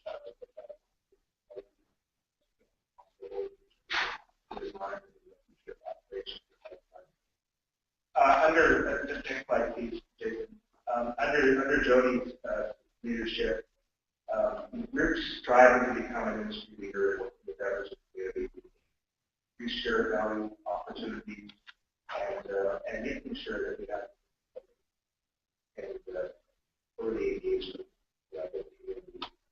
We recently, a couple of years back, about to do a call became the first pipeline company in Canada to undertake the complex with the rest of Aboriginal. We were pleased. I was downright thrilled when we received the Silver Lady filter level rating for that. We will be going through the process in 2015, which is where we are now, but there's a number of important initiatives prior to that they don't all. So we'll continue under that path and under the leadership. I think I'll just stop there, and I do want to take a moment to present a big gratitude to Nelson again for allowing us to be present here today to share information and to be part of the dialogue.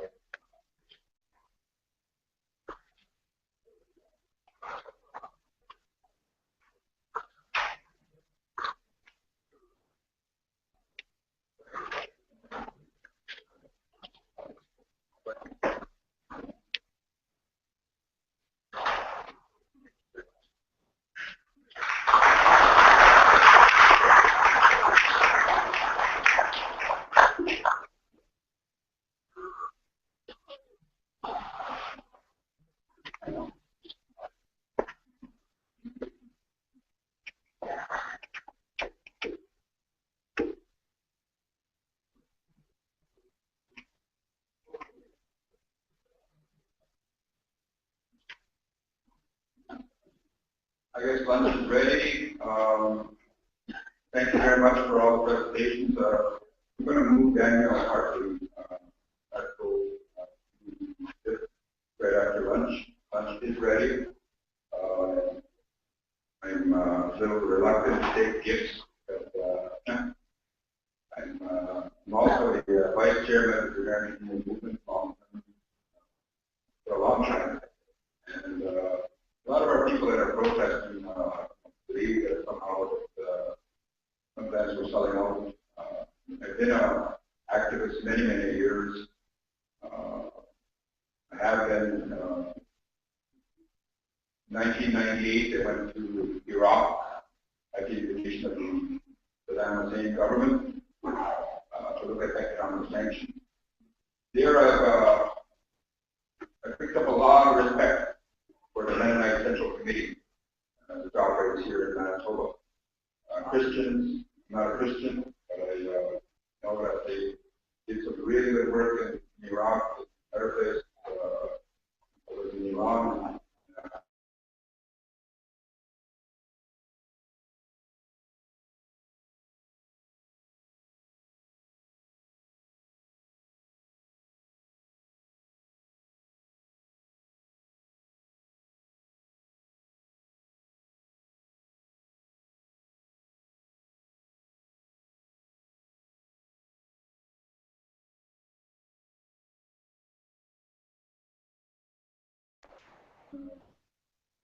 Brought up the XL pipeline in the United States. Indeed, was an American Indian person that in front of the Obama in Denver, Colorado, regarding the XL pipeline. My problem with XL pipeline isn't about oil, it's about pain to the Indigenous people. And the story that I want to share with you about safety, and I heard about safety this morning. I have a picture window in my old house back in the beds with Northland. And we're about 12 miles from the U.S. border. And the picture window is in, I guess, in the winter time there, my two sons, Andrew was looking out the window and like, hey, light up here. Ocean here. And there was the pipeline floated near Nevermore. And I came on the radio because the pipeline exploded. Son said, bet you're going to blame Dad for that. No, I didn't. But we did, in Iraq, we did a 7-minute, we did a video at 25 hours of what economic sanctions did 7-minute video that was posted on YouTube called The War on Children. The United Nations found in December 1995 that 567,000 Iraqi children had died in the first 5 years. It is important to understand why people protest, why we heard it out there. Put me in a difficult situation. But it is important for our people to be informed, and our chiefs to be informed, our leadership AFN Summit will start tomorrow here, next door at the RBC Convention Center. 600 chiefs will be here across Canada. And we want a national position on oil and pipeline coming from the people. We want to have discussion. We want to have conversation. And I've said that to the American Indian Movement people. Very clear to the American Indian Movement people. I respect the right of the Dakota and Lakota to make the decision regarding XL pipeline on their lands going through North and South Dakota. I respect that. It's their decision, it's their land, it's not mine. I do, however, want to make sure that we are informed and that there be truth to this. Because there is fracking going on in North Dakota, and why not? There's a lot going on in terms of oil. The United States will import this day, today, the United States will import 11 million barrels of foreign oil today. And they will do that tomorrow, and the next day, and the next day, and the next day. So oil is important. We are in an oil economy, and we must never shy away from being able to talk to each other. So that's the purpose of this meeting. We're all spiritual people. Welcome Billy Mills here. He'll be speaking at about 1 o'clock.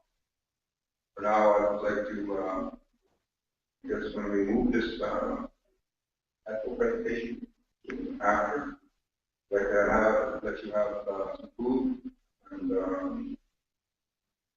go through the gauntlet when you go to Washington. And these are my friends out there. They've been my friends for many years. Just that we don't see eye to eye on the same issue. We need to be informed about all issues. So I'd like to ask one of my bosses, Chief Bunn, Birddale Sioux, come up here and do the blessing for the food. And I'd like to, as I bring Chief Bunn up here. Chief Bunn, his community is one of the ones in western Manitoba. They're the ones that are going to be affected by Line 3. We have put this together, and where the lines are going to be crossing, the Treaty 1, 2, 3, and 4. I'm very clear with this. We're not here to deliver First Nations the pipelines and the oil companies. But we are making sure that our chiefs are informed. The Dakota, I've never signed a treaty with Canada. In view of the Dakota case in British Columbia, that is very important for people to understand that the Dakota are not only dealing with the XL pipeline in the United States, but the local Dakota people here in Canada are also dealing with pipelines. So here's easier to Chief Bunn, one of my bosses, one of my answers. Chief Bunn.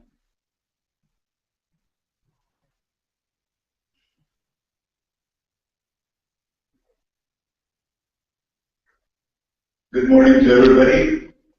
Glad to have you here. I'd like to say a few words here before I say a prayer. I remember when the first pipelines came through my community back in 1958. I was a young lad then.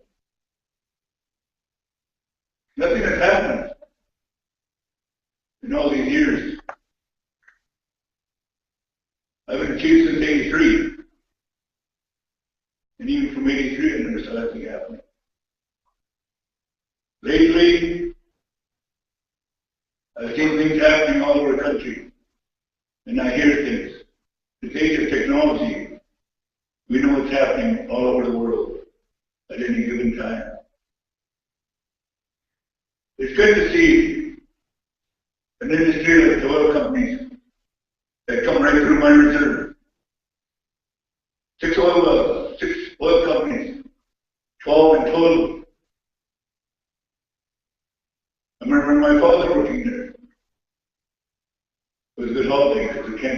the province. But nothing happened then. However, I see things happening now, and I'm very pleased to see that. I only wish that things started happening in 1958. In the stage of technology, things are happening, and now as well. We hear these things happening outside the door. I grew up in a residential school since I was 4 years old. I didn't know what culture was. But these things don't happen. You have to have respect for everybody that's in this room. We're all one nation. We stand as one. These things shouldn't be happening. I honestly think they shouldn't be happening. There's a time and a place for everything. I grew up that way. I grew up not knowing what my traditions were. I still learn every day. How to live in this culture. How to associate. It gives me great pleasure to meet everybody here. For my little comment. Mr. Kerr. Oh, I can't teach. Can't bet you live much. When I can't tell me. And all you be over you. Which I ain't covered in a week. No spiritual care done up. Jacob and not stay out. Because it don't have you feel out. What did I eat even myself? Don't have been attention. Oh, okay.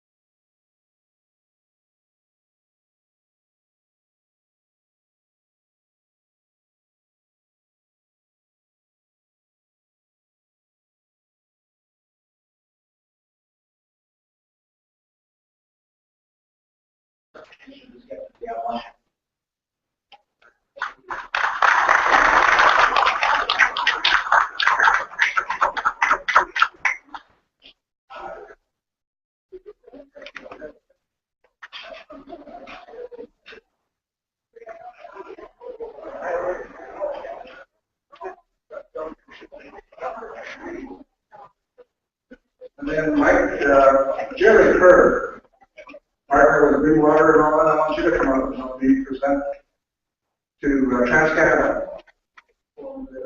Cool sponsorship. I know that there's Steve and a few other guys from TransCanada.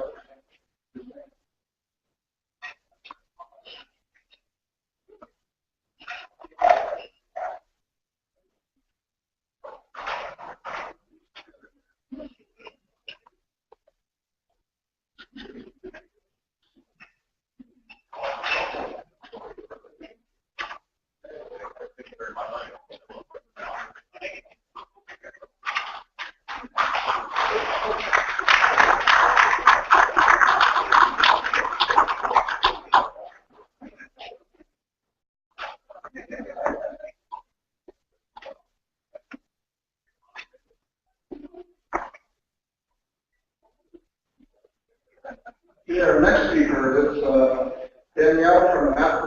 Are you here? Danielle, just come up here. Presentation.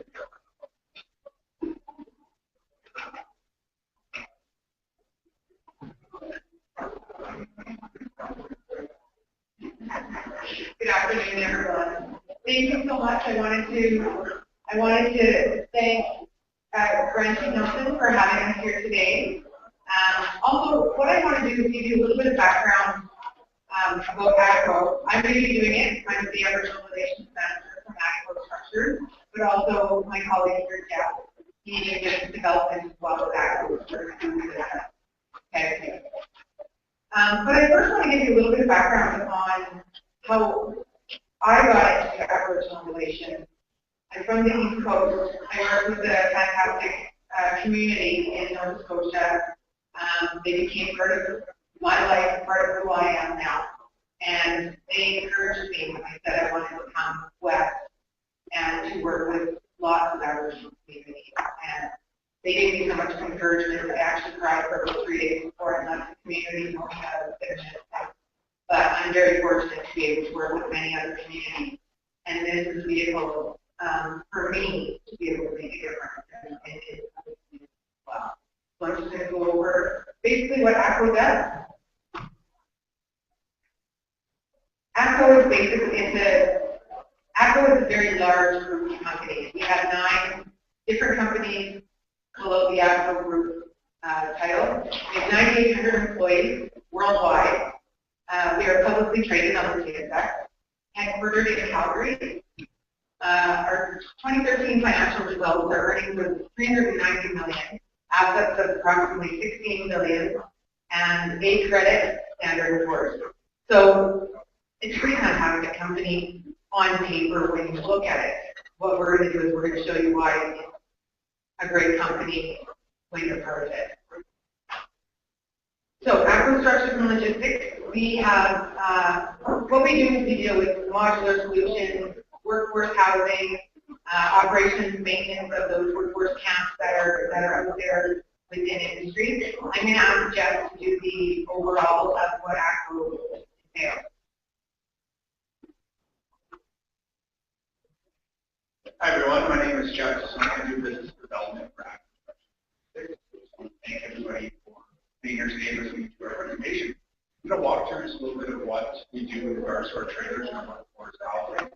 So we'll start off with our office trailers. Most people know us for the Atco trailer. This is exactly what it is, right? So we have trailers that we rent and that we sell out to construction sites, oil and gas companies, mining, anybody that would need a trailer. So here's some examples of what we can do with a trailer. So in the left picture there, that's one of our buildings in Calgary. It's built out of Atco trailer, permanent building, and you can barely tell it's made out of a trailer. It's really nice. There's a picture of our trailers in front of the bridge in London, the famous bridge.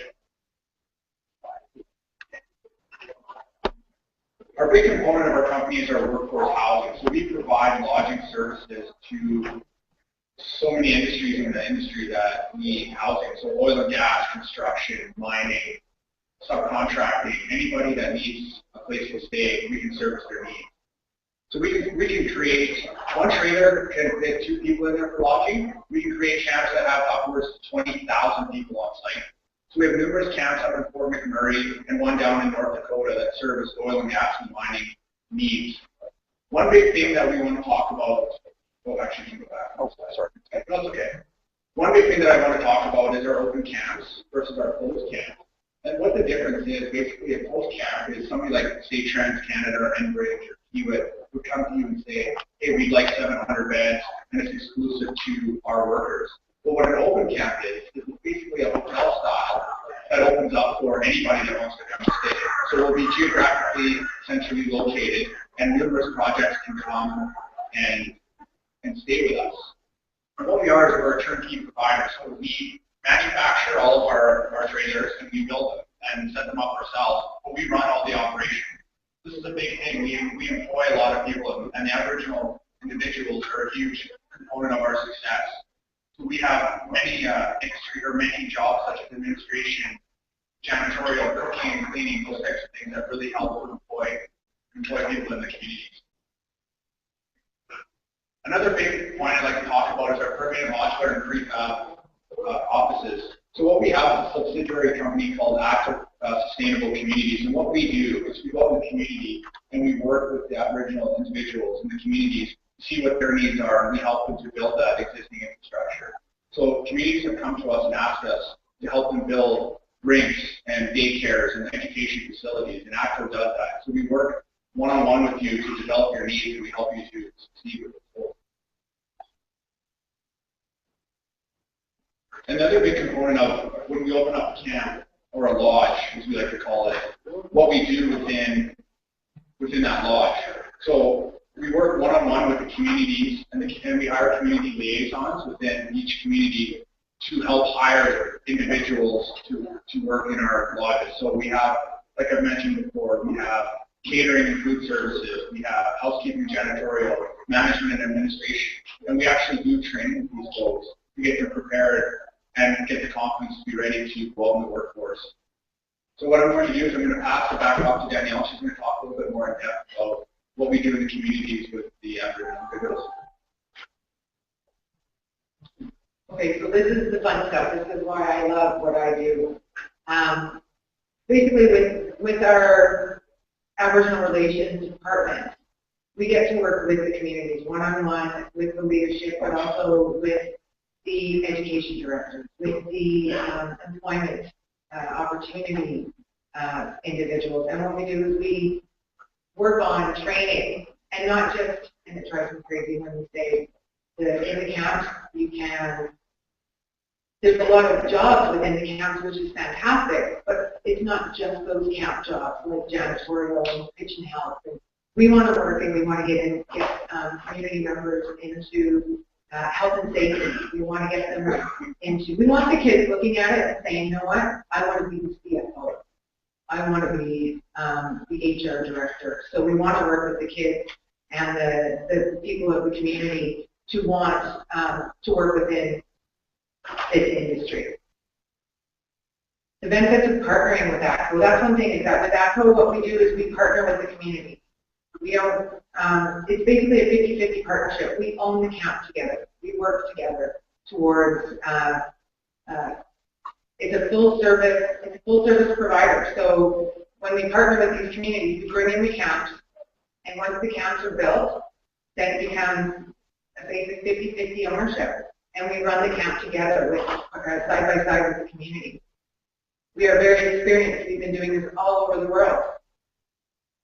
We are also part of a larger group, as I said before, the Atco Group of companies. We have a dedicated Aboriginal team, and we have long-term growth.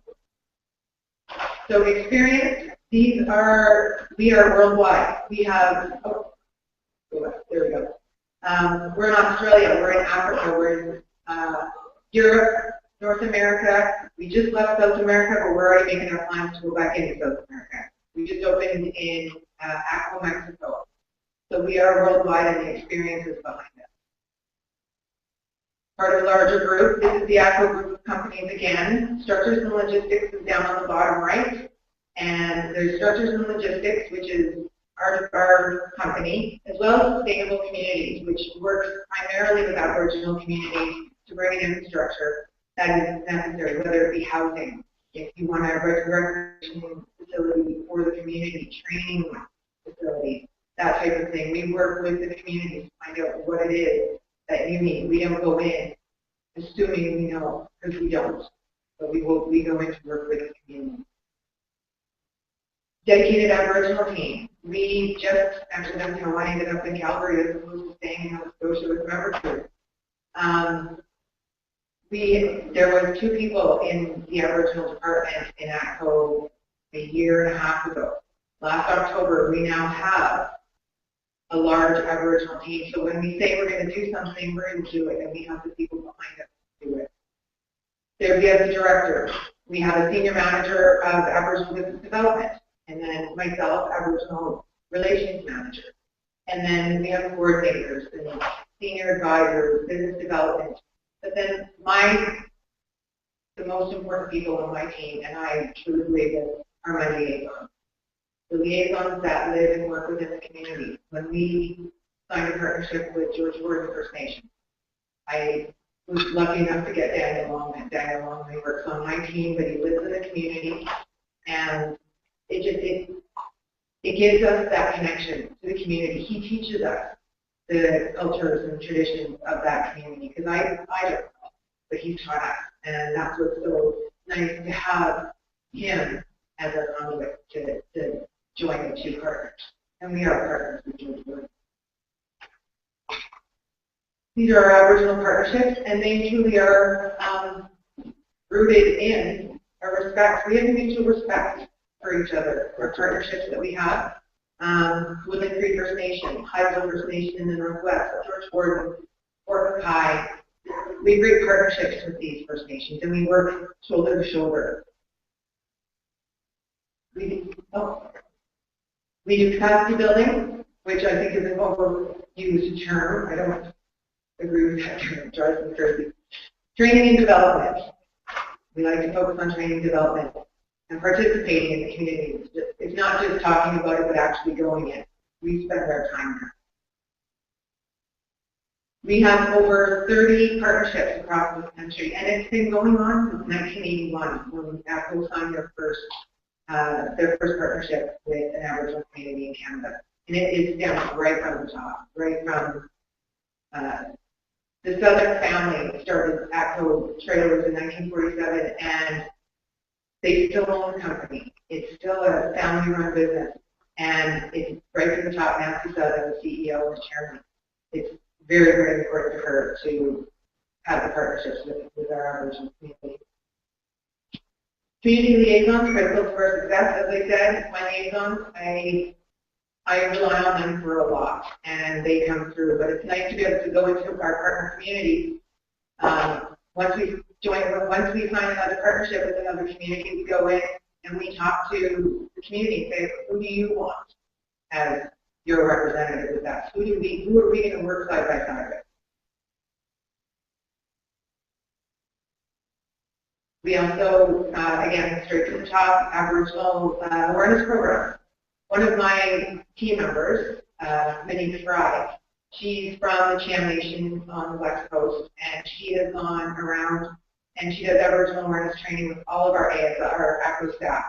She gives them the background, the history, the understanding, the culture, and we've had so much has come back to us from our employees saying how that it was so beneficial to them, because now they understand.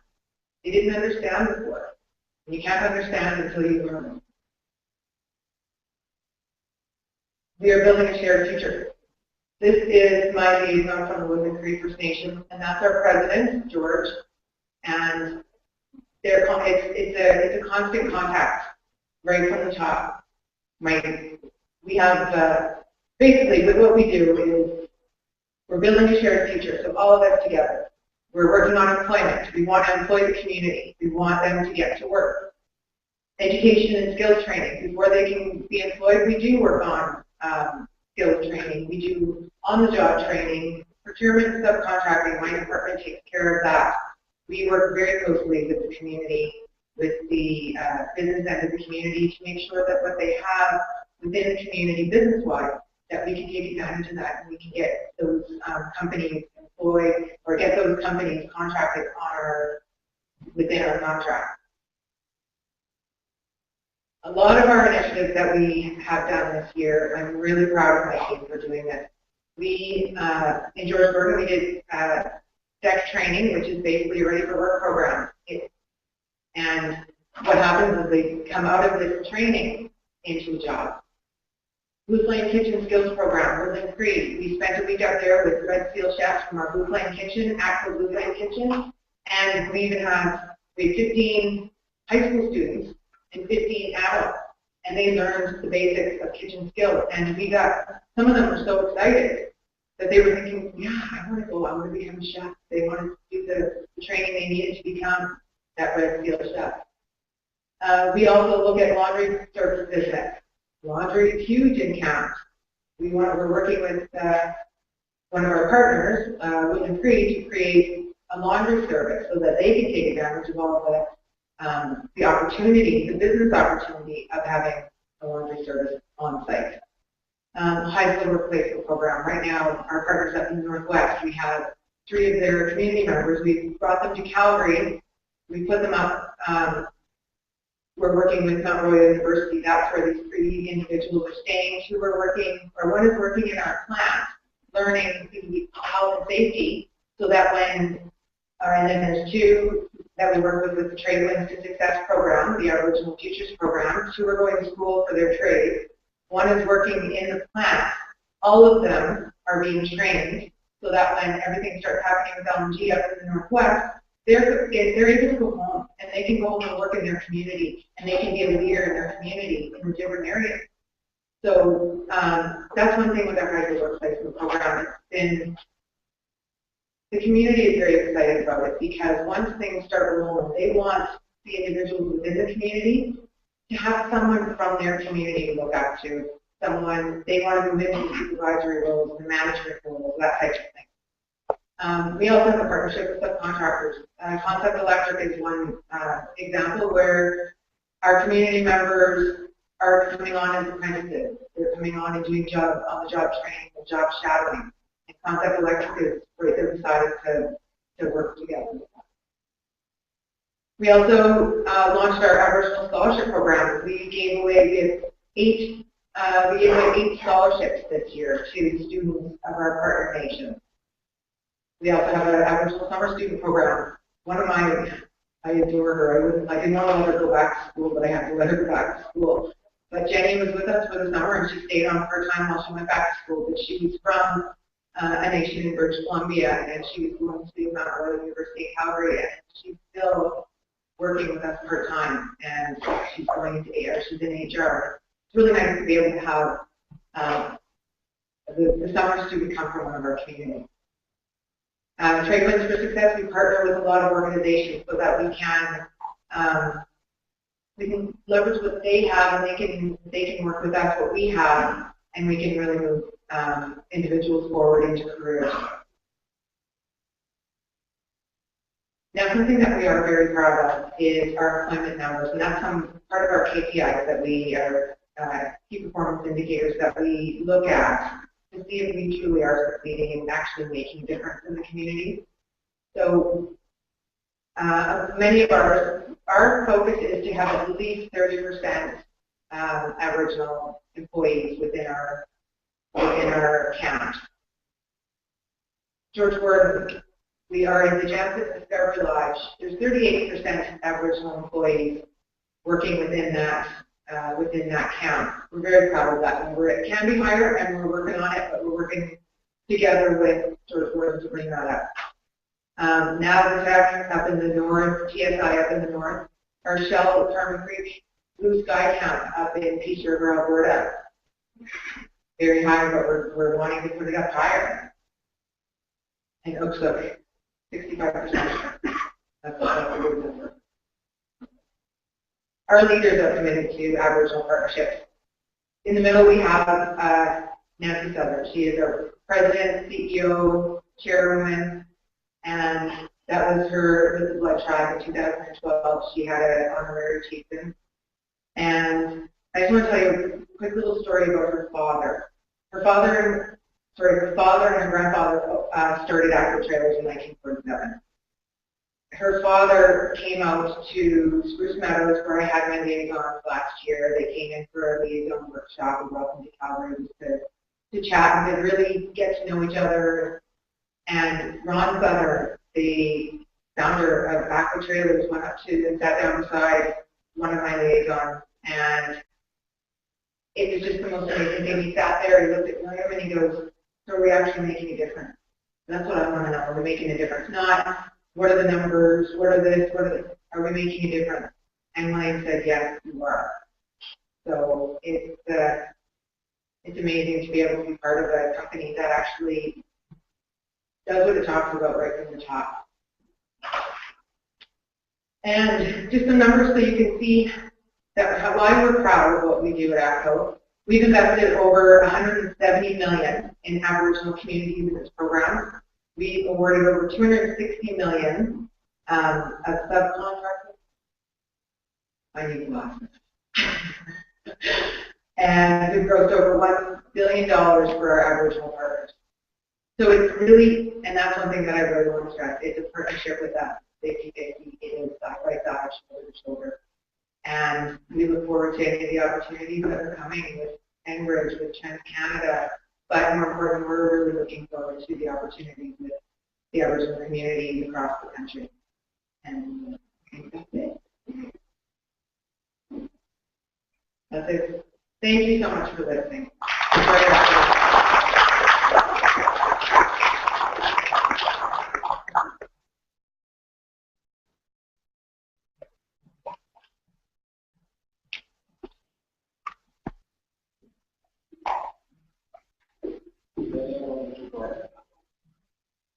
Thank you for your presentation.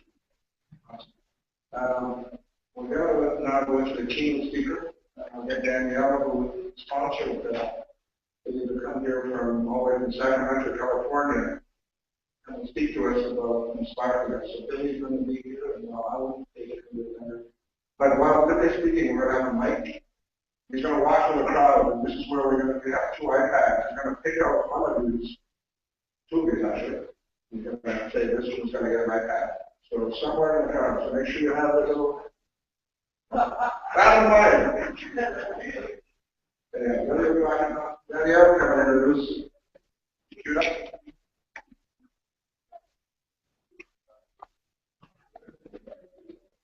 Wow,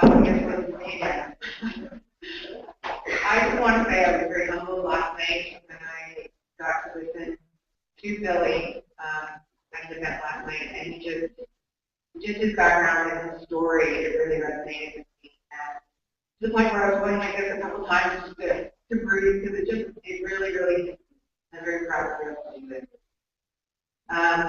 Billy Mills was born and raised on the Pine Ridge Indian Reservation in Minnesota. Although Pine Ridge is very rich in culture and spirit, it continually recognized economically one of the poorest communities in America with unemployment of 80%. Billy was orphaned by the age of 12 and sent to boarding school.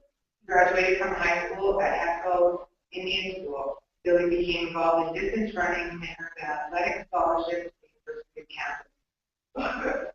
Never winning a major race in track and field, he continued to show promise by making NCAA Division I cross country, All-American 3 times. Upon graduating from the University of Kansas, Billy was commissioned an officer in the United States Marine Corps and continued training for the Olympic team. He made the Olympic team in 2 events, the marathon and the 10,000-meter race. He trained his body, mind, and soul for peak performance. And the world was about to see the greatest upset in Olympic history unfold. Today, Billy Mills is an accomplished businessman, author, and national spokesperson for Running Strong for American Indian Youth, an organization he co-founded in 1996. Through Running Strong, Billy has spent 26 years lifting other young men and women toward their aspirations and has championed wellness and unlocked opportunities in Native American communities across America. Billy is the recipient of the Distinguished Service Citation, the highest honor that the University of Kansas Alumni Association bestows upon an individual to acknowledge outstanding achievements for the betterment of mankind. Humankind. A major motion picture has been made of Billy, titled Running Race, and has been a positive influence to many of our American youth. On February 15, 2013, President Barack Obama awarded the Presidential Citizens Medal to Billy for his work running strong. This is the second highest award that can be bestowed upon a citizen of the United States. On January 7, 2014, the National Collegiate Athletic Association, the NCAA, presented Billy the highest award they give to an individual, the Teddy Roosevelt Award. And finally, on October 27, 2014, Billy was honored at the Anti-Defamation League concert against hate at the John F. Kennedy Center for Performing Arts in Washington, D.C. The National Symphony Orchestra performed this concert in honor of individuals who have stood up against intolerance and injustice. Before we hear from Billy, just to recapture a moment in sport, we will play a short video of Billy's Olympic 10,000. 1960. Look for Billy, he's number 722 in this amazing video. Some of the athletes are very named their appropriate line. Get it over that.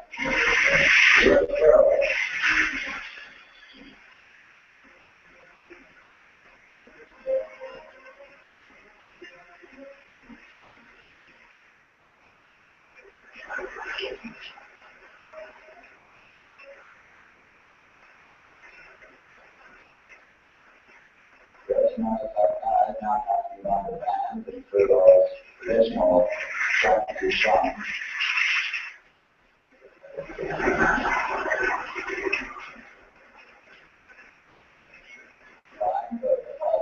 How everyone wants to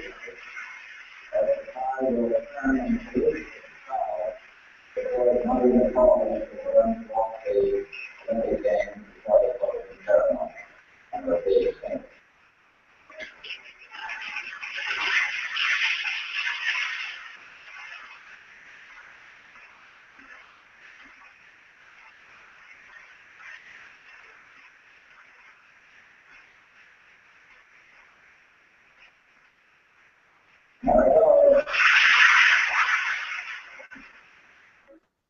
The scratch produced an amazing finish by Billy Mills. And here we go, the final lap for the gold medal in the 10,000 meter. And up front is Bill Mills. He's pressing. Going for the world champion, Bill Mills, the United States, number 722, sitting on front. Here's third place right now, the host of the tremendous upset of Bill Mills can hang on. But the movie goes down ahead. It's the movie right now, leading the 10,000 meter long clock in third. Bill Mills is in third. Bob Parker is in second right now. This is the final.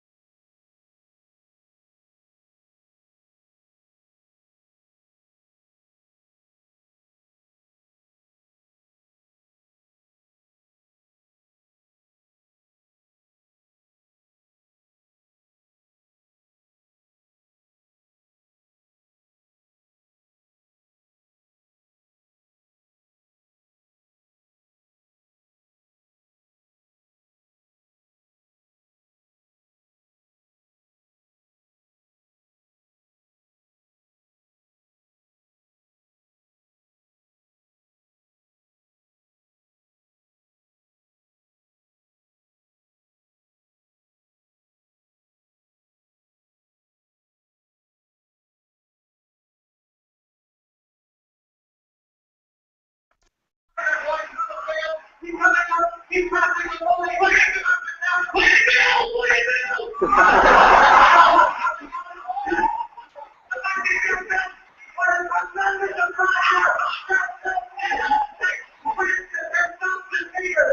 Billy Mills, the only American ever to win the gold medal in the Olympic 10,000 meter run.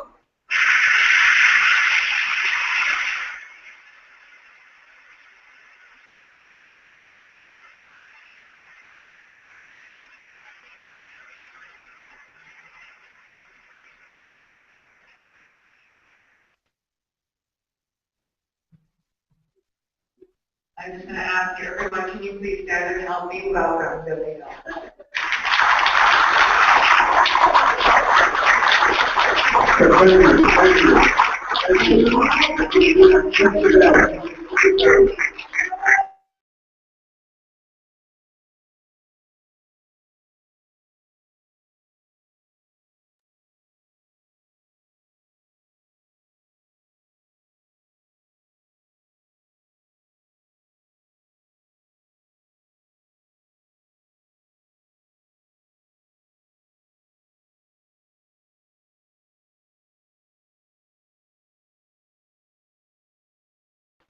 I thought I saw it.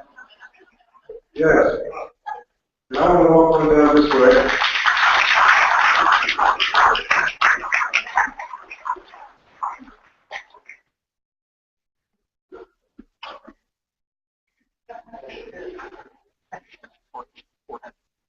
And look red. I've got this lady right here.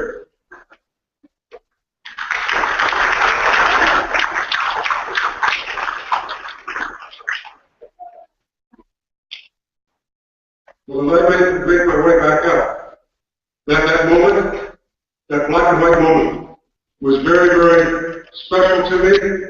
I truly felt as if I had wings on my feet. I was told the moment was magical. I was told the world had just witnessed the greatest upset in living history unfold. However, that's not what I took from sport. What I took from sport could be considered today three of the greatest lessons, or perhaps three of the greatest challenges you and I face in the world today. I took, for example, it's the journey, not the destination, that empowers you as an athlete. And it's the journey of First Nations people, of the tribal people in the United States, 350 to 500 million Indigenous people worldwide. It's their journey that's going to empower them as we seek the horizon of our future into the balance of the 21st and on into the 22nd century. I took it. The daily decisions I made as an athlete, not breaking the tape after every games, but it was the daily decisions I made, the critical thinking, the analysis of how I get the most out of my body to become a world-class athlete. It's the daily decisions we make in life, not just the talent we possess, that choreographs our destiny. It is the daily decisions our leaders, First Nations people, the tribal people in the United States, the governments, provincial, federal, First Nations.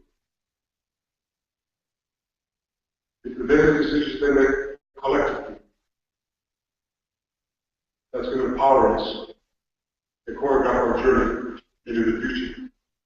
Traveling to 182 countries now, dozens of times around the world, I took a true stance of global unity through the dignity, through the character, through the beauty of global diversity. Unity through diversity. Not only the theme of the age, far, far more significant, the future of humankind. But we live in strange times. We have to understand, never in history of the Canadian government or the U.S. government has the need for the governments within the countries, provincial, First Nations governments, the Canadian government, likewise in the United States.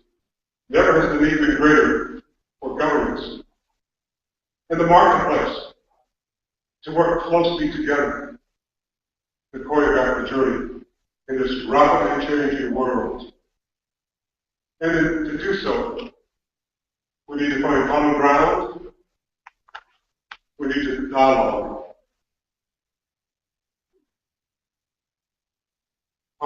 made the comment, few are those who can see with their own eyes and feel with their own hearts. Gandhi simply said, become the change you want to see in the world. One of our great tribal leaders, Sitting Bull, has found himself straddling two cultures, two ways of life. Simply but powerfully said, let's put our minds together and collectively build a better world for our children.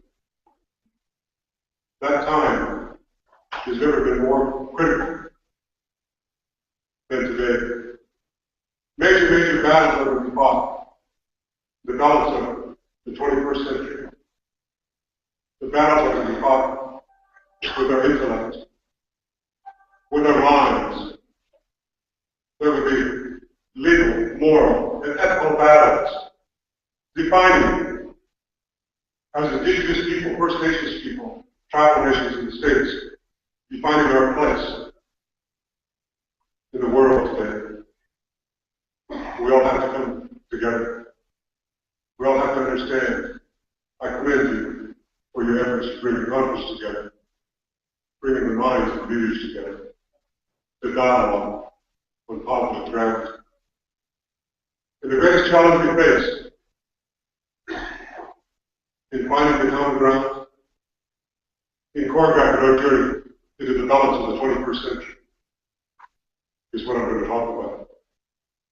I call it perceptions. Perceptions. A perception is neither right or wrong, but we have to deal with perceptions with our utmost dignity, our utmost character, our utmost honor. I'm going to talk to you about perceptions. I'm going to go back into my world of sport and just share with you so you can place those concepts, ideas into your thought. I was 9 years old when I read my first Olympic book. And the book quoted the Greeks, who said Olympians are chosen by the gods. And I like that comment. I wanted to be chosen by the gods, even if they were Olympic gods. And it had nothing to do with the Olympic Games. My mother just died. And as I mourned my mother, 42 years of age, cancer, tuberculosis, and diabetic. As I mourned her, my father and I were fishing. He hugged me. He said, son, you have broken waves. And I started to cry. Every First Nations community has experienced broken waves. When the Europeans first came to the Americas, North, Central, and South America, Canada, down to Southern, Central, South America, 60 million to 100 million Indigenous people. At the end of the wars, 6 million survived. In what is just the United States where I'm from, 12 million to 23 million. At the end of the wars, my ancestry came from the 250,000 that survived. We know what it is to be broken. And perceptions here, just a few, half an hour ago. There were perceptions as the drum was being played outside. My perception, I enjoyed the sacredness of our drum. We must never forget the culture, the tradition, the spirituality that our ancestors left us with. We must draw the virtues and the values of our culture, our tradition, our spirituality, and transfer those virtues and values into current day educational pursuits, entrepreneurial pursuits. We must use the virtues and values for direction. Why? Because they give us confidence, they give us direction, they give us clarity of mind to stay the course, to go into dialogue, to go into communication, and find common ground for the betterment of humanity. It may take time. We've got to stay the course. To quarterback our journey to disrupt and change the world. My little world was changing. My mother died.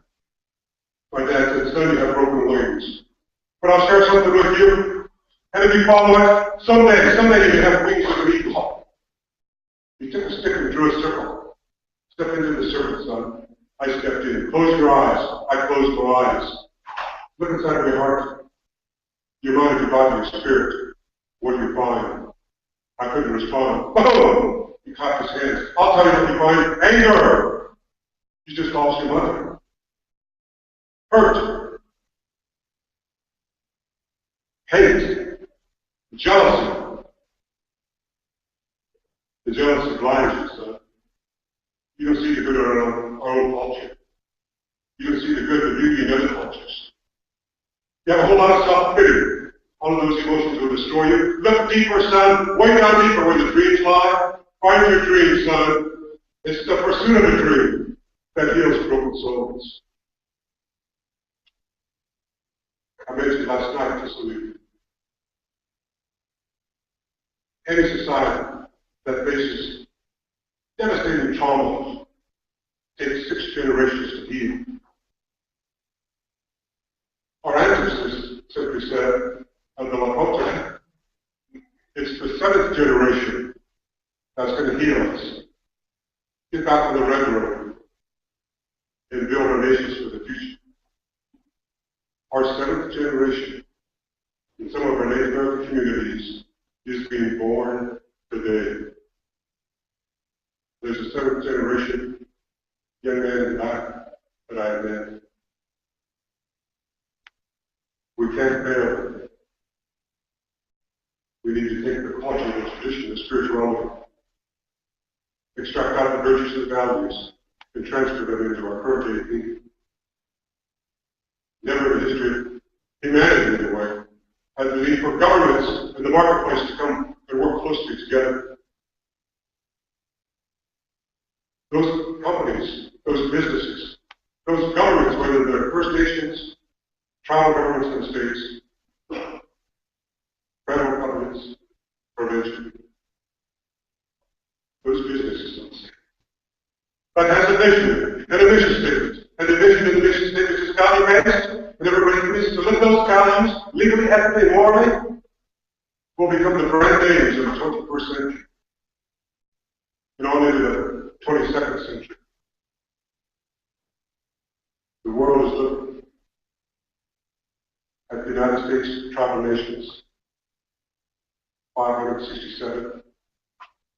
The world is looking at the tribal nations in Canada. 350 to 500 million indigenous people worldwide that own, but don't necessarily control, much of the balance of the natural resources in the world today. I'm looking at the First Nations, the chiefs in this room, to see what you do, how you represent your constituency. We're looking at the businesses to see what integrity,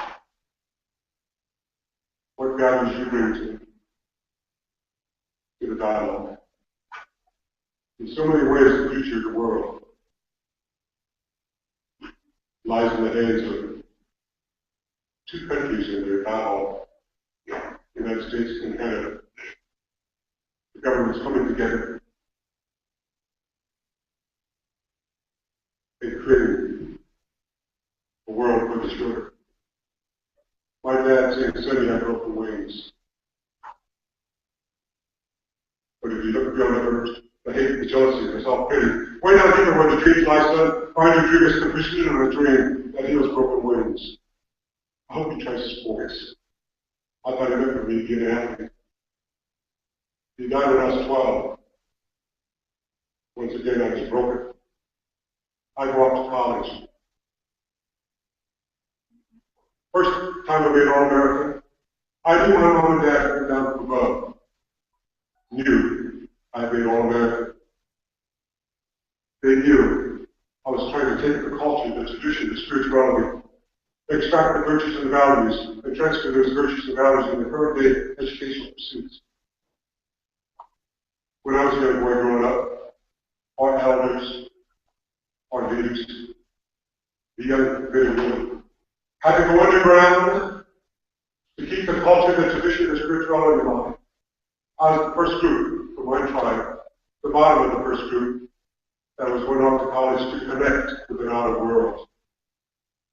And we were rejected by both cultures, the outer world and those of our people that went underground to keep the sacredness of the drum, the songs, the spirituality alive. And it was an uncomfortable world. As I felt rejection, making All-American for the first time, and hearing a simple word that should have not bothered me at all. You! Yeah, you're the darkest thing, huh? We want you out of the photo. I broke. But I stayed in and forced the photo. Only because of Canadian athletes who made All-American in the United States. Said, that's Billy Mills. Billy's the only American making All-American. I'm a Canadian. The rest of us are foreign athletes going into U.S. schools. I'm not going to have my photo taken unless Billy can have his photo taken. Billy, come stand by me. I stood by the Canadian, we snapped the photo. The next year, the same circumstance. Many people were taking photos. One photographer, you the darkest thing. Yeah, you didn't give me that. I want to take 2 photos. The first one without you, I'll include you in the second one. I broke again. But I stayed and forced the photo. The third year, Mills, congratulations. Do me a favor. I want to take 2 photos. I'll take the first photo without you. I'll include you in the second photo. Broken, vulnerable, scared, but I didn't get out of the photo. They snapped the photo. I've never seen a photo without me. It takes 2 people to dialogue. It takes different groups to communicate, to find common ground. You've got to stay the course. I go back to the hotel room, but I still broke. I open the window. I'm on a chair, 4 floors down, but it was 6 floors because of the topography of the land. And I look out. I always get that funny feeling in the stomach today. This hand on the glass, this hand on the wood frame, leaning out, just let go. It'll all be over. But I want to tell you why I didn't let go. My dad simply said, you have broken wings, son. Look beyond the hate, the jealousy, the self-pity.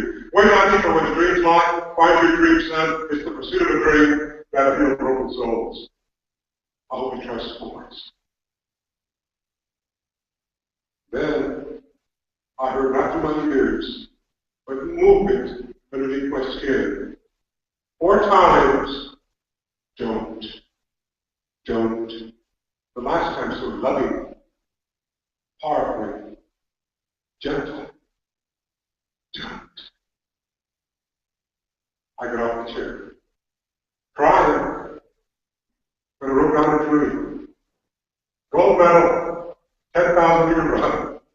The Creator has given me the ability. The rest is up to me. Believe, believe, believe, believe. I started trying to orchestrate my life to become the person I wanted to see in the world again.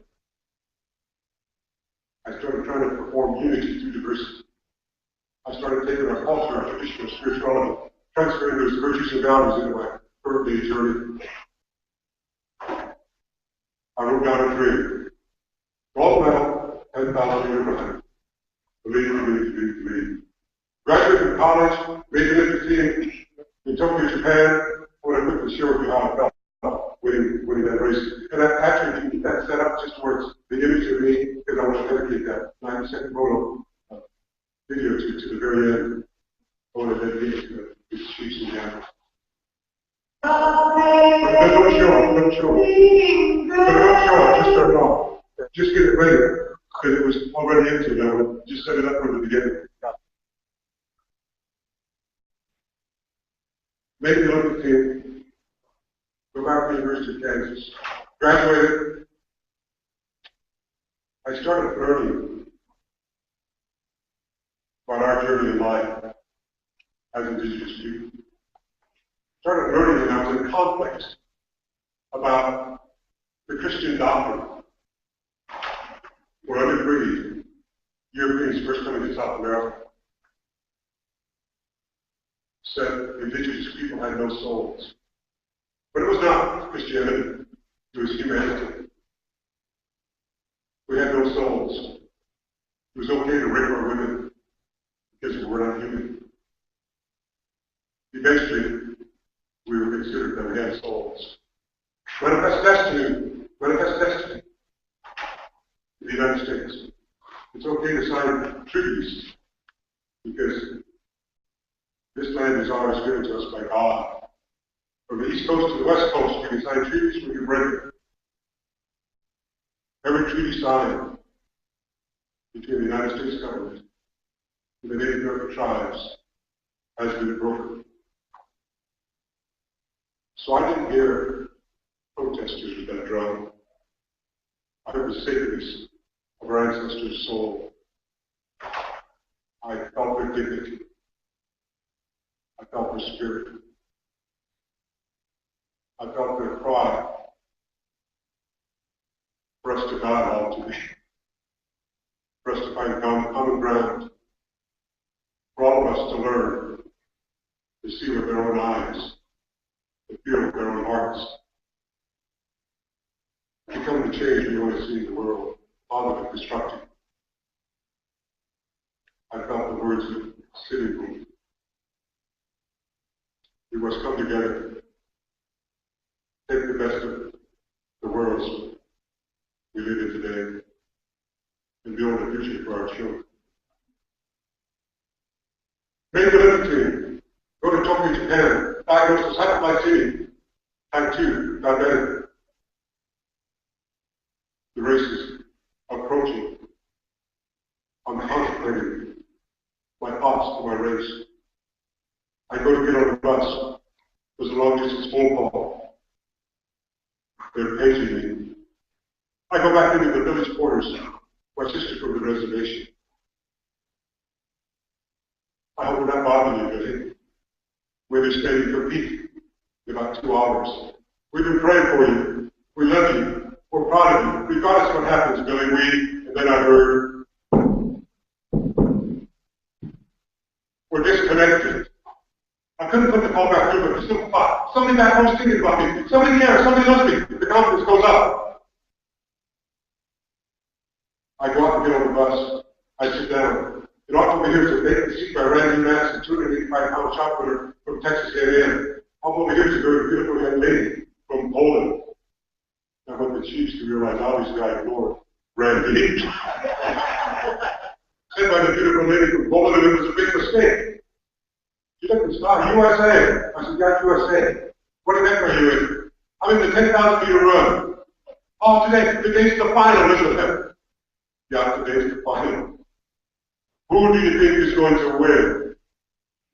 You don't ask somebody that. Especially somebody who grew up in a dysfunctional family, dysfunctional himself. I couldn't respond. I sat there in silence. She tapped me on the elbow. Who's going to win, Parker record holder or Peter Blitnikoff, the defending champion from Russia? Now she's giving me a choice. A choice that did not include me. But there's not a chief in the room who would say that's the choice. Generally given to the First Nations people. A choice that does not include. That's why I have such respect for you. You want to include. You're fighting to include the people. And that's sacred. We need to listen. We need to find common ground. And we need to move forward collectively to build the world we want to see. My thoughts are beginning to, my compass beginning to shake. Who's going to win? I'm going to call. I took down as few as I could. I finally came up with, I'm going to win. Well, what's your name? Billy Mills. Oh. No more dog. We go to the track, we go to the wall. The race got underway, not after that, Curtis fall behind. We crossed the 3 mile in 13 minutes and 28 seconds on a cinder muddy track. 2 problems. I was within 1 second of my fastest 3 mile ever. But the race is not 3 miles. The race is 6.2 miles. There's no way I can continue. I'm going to quit. I'm going to quit. Before you quit a distance race, you look into the infield, you run it where nobody recognizes you. I looked at the infield. All of the officials, the local Japanese people from Tokyo, from an Obalama Lakota from Pine Ridge Reservation. Anywhere in the infield is a great place to quit. But you also look into the stadium. I looked into the stadium, 85,000 people cheering, screaming. And who do I focus on? I focused on my wife. She's crying. She's cheering and crying. And there's no way I can quit it. And I don't know if you into anything. I'm scared of her. But she's crying because we made a commitment. We were going to build a life together. For the betterment of her, for the betterment of me, for the betterment of us. There's no way I could quit. She knew that as an Indigenous person, I was taking my culture, my tradition, my spirituality, and transferring out the virtues and the values, or empowering it. Because it's the virtues and values that give us direction and policy, already in mind to stay the course, to make the decisions, and empower our communities. There's no way I could quit. She was also aware of the first world record in my family, set by my adopted sister, who had 8 sets of twins. No, that's not the world record. However, of the 8 sets of twins, she had 24 children. Collectively, that was a world record. My wife was also crying because I could not join a fraternity in college. It was not the University of Kansas. I had an incredible support system at the University of Kansas. It was America. You can't join because you're an Indian. And as an Indian, there's absolutely nothing you can contribute. My wife was crying because after my younger brother Chet was born, our mother and father divorced. My mother remarried my dad's younger brother. So my uncle became my stepfather. When Mom died at age 42, my brother goes to the bank to borrow $500 to bury our mother, only to hear a reception. We can't lend you the money because as an Indian person, you're not going to make your loan payments. And all we have left to repossess.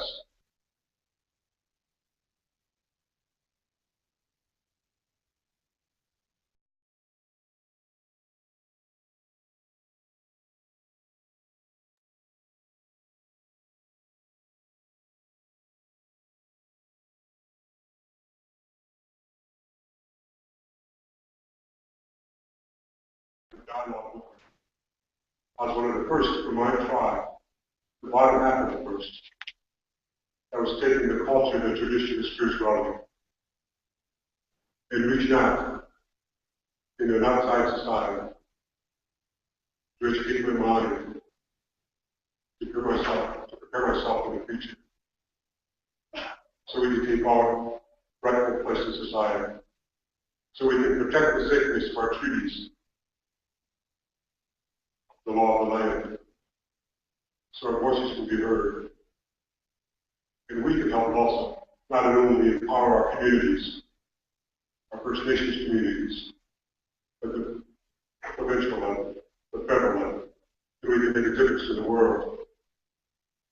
There's no way I continue not to not. 1 lap ago, I moved into first place. Right on Long Park Shoulder, world record in Australia, and in British Columbia, Commonwealth Games the year before. Clark is in first place in his 500 runner, and Cook from New Zealand saw the opportunity, moved on Clark's shoulder. Legally, not letting Clark out of the box. Clark ran behind the lap runner, and Cook took off, and he won the race. And I thought, oh my God, cannot be happening 2 years in a row. I moved on Clark's shoulder. Remodi from Tunisia went behind. Later said, I saw you and Ron were both very alert. I had to be alert. I saw you moving up on Clark's shoulder to run immediately into the back of the runner, and I knew you were going to go. But Clark had different ideas. He actually pushed me into the third lane by panicking. I stumbled. I almost fell. My first reaction was to go after him and catch him and hit him. The most cowardly way of putting it. But my culture, my tradition, my spirituality, helped me to stay the course.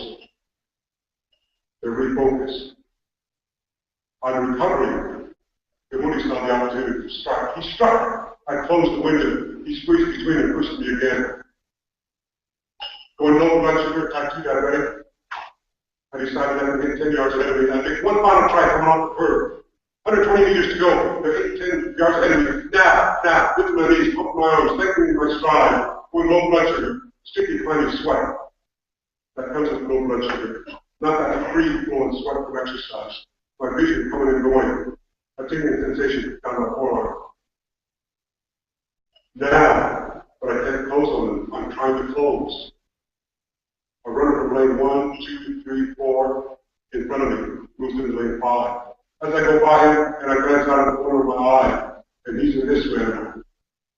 On his singlet, I saw an eagle. It was back my dad. You do these things, son. Someday you'll have wings of an eagle. Wings of an eagle. I can win. I can win. I can win. Thoughts went through my mind. I may never be this close again. I've got to do it now. And I was never that close again. The next thought. I'm going to win. But I may not get to the finish line first. On a different reset. The wings of an eagle. Then I won. Palpitation break across my chest. I came to a stop, and a Japanese official came up to me and he said, who are you? Who are you? And I said, oh my God, did I miscount the laps? So I still have one more to go. Finished. You're the new Olympic champion. I said, first place? You're the new Olympic champion. An incredible feeling. I said, I've got to find the German. I've got to tell him the eagle on his singlet helped me win. I found him and I looked. And I looked. There was no eagle. It was simply a perception. And as leaders, try to see through our own eyes, try to feel with our own hearts. The greatest challenge we face are perceptions. As we try to become the change we want to see in the world, the greatest challenge we face are perceptions. As City Book said, let us put our minds together from the worlds we face and build a future for our children. The greatest challenge we face are perceptions. So I commend Sam for bringing the leaders together. Just a dialogue, find common ground for the betterment of humanity. Never had a thought I could experience energy so powerful. Regardless of what country you're from, you're in the number one position at Olympic Games in front of your country's national anthem. It's powerful. It's beautiful. But I want to tell you what I thought deep down inside. My dad's energy. You can step out of the circle, son. Take the most powerful virtues of our people. Bravery and fortitude. You go on a journey to the center of your soul. There you find the virtue of wisdom. The virtue of wisdom helps you make the right choices for yourself. The right choices will empower you. Then you take the virtue of wisdom back to your community and you help empower others. When you're doing that, you're emerging a warrior. A warrior, number one, assumes self-responsibility with accountability. The second thing the warrior learns is that incredible power of humility. We're no better We're no less than one another. But another perception. I come from a country where humility is not looked upon as forsakeness, as I see it through my travel nations. It's looked upon as a sign of weakness. The need for dialogue, the need for understanding. I'm on the Dixie Street, step out of the service. What I'd like to do now, I'd like to dedicate to all of the chiefs here. I'd like to dedicate a 90-second video about dreams. As you are trying to fulfill the dreams of your tribal people, of First Nations. You're trying to empower the provincial level. You're trying to empower the country of Canada. You have a great responsibility and a great burden. But what you're doing in your decisions are sacred. So I dedicate this to you. When the video's over with, I'll close in 1 minute. Let's have what I call my warrior video. Amazing grace, how sweet the sound that saved a wretch like me.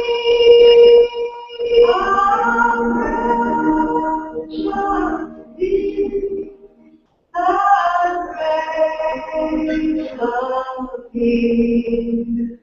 We are right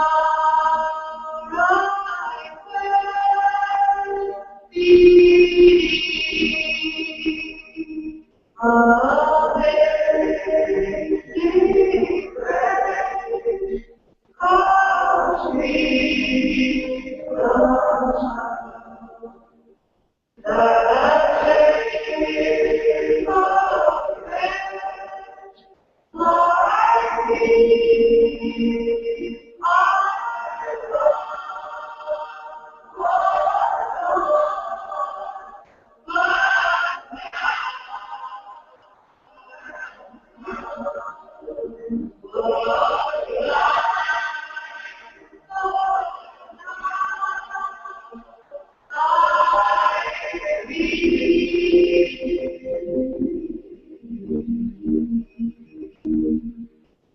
As I close, years ago, Jesse Owens simply and powerfully said, everybody should have a dream.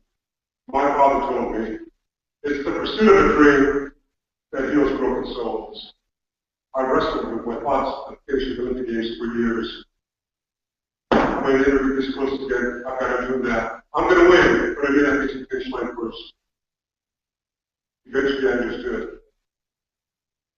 I'm going to win, was I'm going to heal a broken soul.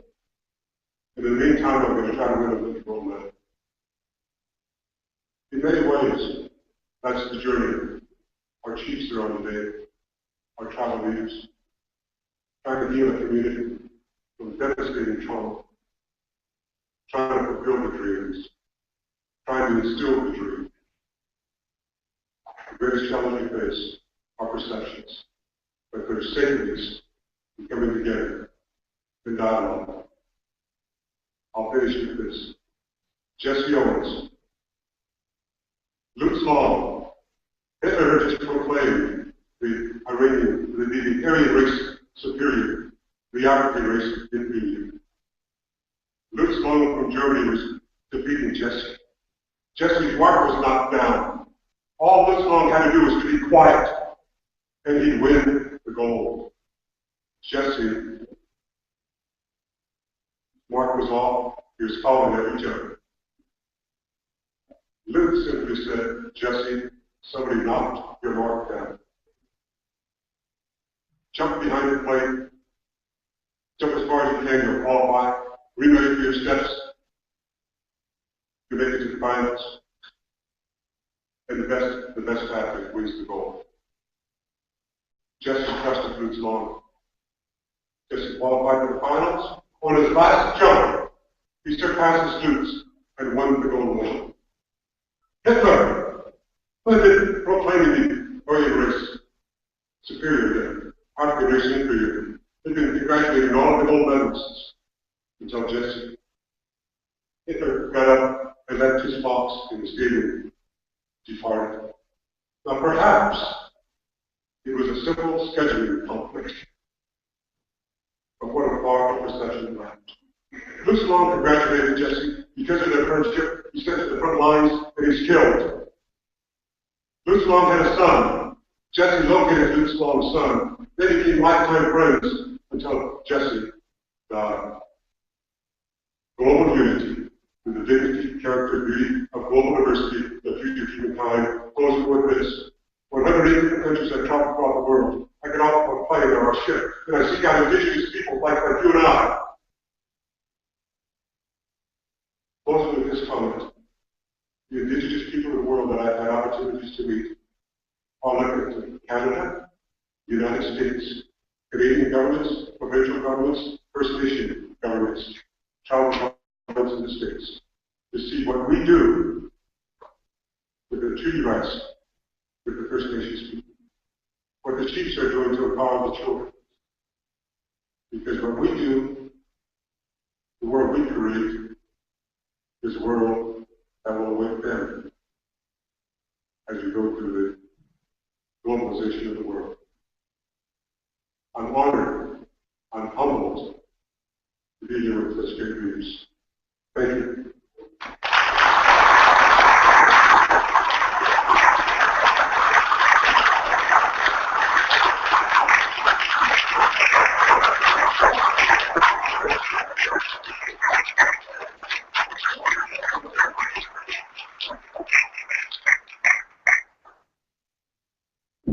I'd like to present Billy with a gift. For me personally, I know my spouse is not going to like it that I'm giving more books away. He's going to buy them. This is the Billy is Walla Dakota. The one book that really turned my life around was There My Heart Has Only Beat by Dee Brown. And it made me understand what our people went through. In my language, the Ojibwe language, we refer to what they say in English is a warrior. But in our language, the term is different. It says, it's a very similar word among the Dakota. Pretty well describing the same thing. But in our Ojibwe language, the root words come out to Ogi, Chit, Woodday. With time passing, it came into the Ogichida. But the root word means Ogi, singular, not plural, referring to one person. Ogi, Chit, is big, large, and Woodday is the heart. So it's describing a person of big heart. That's what the term means, Ogichida. So it doesn't necessarily mean that you went to war and killed somebody or something else. Ogichida means the referral to a person who has a big heart. This man here has a big heart. So I acknowledge this man as a good job. Know that some ceremonies, in Pipestone, Minnesota, the Sundance, whatever David ceremonies, it is about spirituality. It is about our spirit. Overcome racism, overcome anything, as long as we remain spiritual. So the American movement has always been about the spiritual movement before. That's what kept us going. So, to me, which big thank you to Billy Mills for all that he's done, coming here, and inspiring, and yes, we will build a better world for our children. We're going to keep going. Thank you.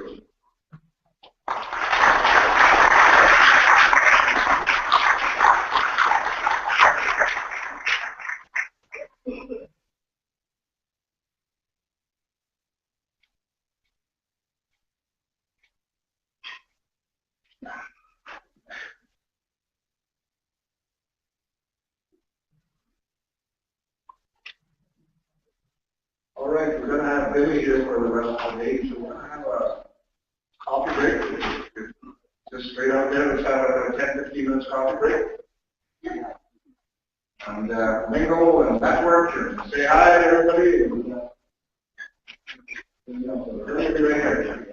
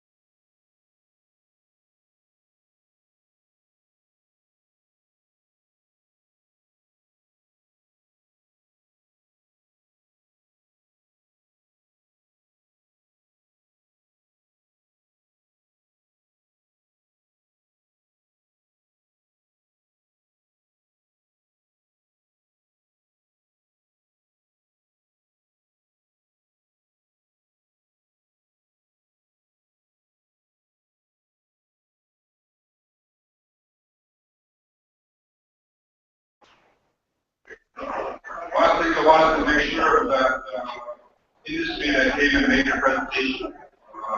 We're told this morning that the comments and the presentations here were webcast, and so this wasn't done in secret.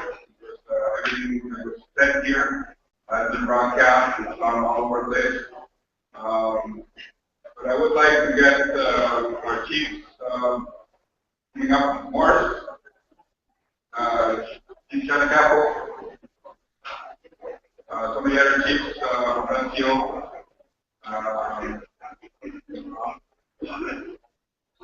I'd like them to be coming up.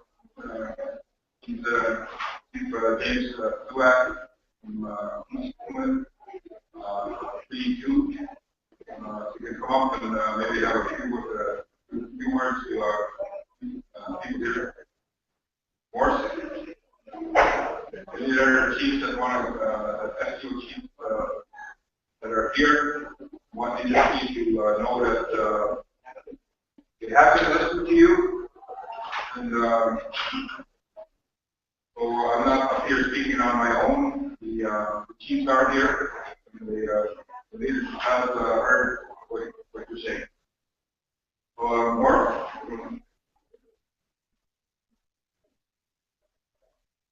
Chief? The other chiefs? James?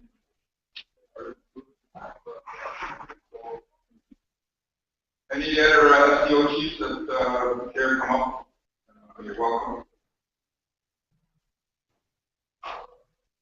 Thank you, Grand Chief Terry. As a former Grand Chief myself with the Southern Grand Chiefs Organization, I applaud the efforts of our Grand Chiefs to bring together an informative session. I know there's a lot of discussion out there on our communities about pipelines that we are starting to talk about. I come from a traditional background, but I also learned business through the University of Manitoba. And a lot of times it's hard on our communities to have that traditional aspect. I know I heard Billy talk up here, and we try to pool these things together, our intellect of our people. And we've been warned a great deal of the pipelines, and just a month ago I sat with some elders that told us about a big black serpent that the non-Aboriginal people are going to introduce to our land again. And when they talk about this big black serpent, and they tell us within 20 years, the head of the serpent is going to give way, and that blood is going to drain into our lands and kill our waters. And when I look at that, and when the elders talk about it, they reflect upon the pipelines that we are considering bringing onto our territories and onto our land.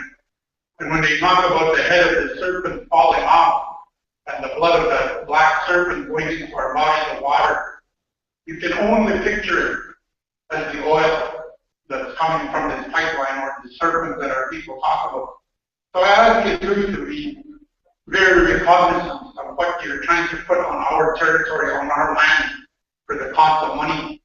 Because I want you to ask yourself, how much money will this cost your grandchildren and my grandchildren to be able to clean this up one day if this does happen the way our elders see it?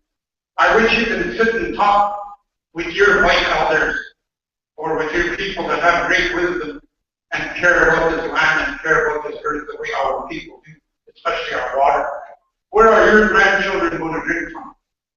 If we're told on our communities by our white people, start watching where the animals are drinking from, and solidify their area and keep it secret to your own community, because someday you'll need to go there and you'll need to fight for that water for yourselves.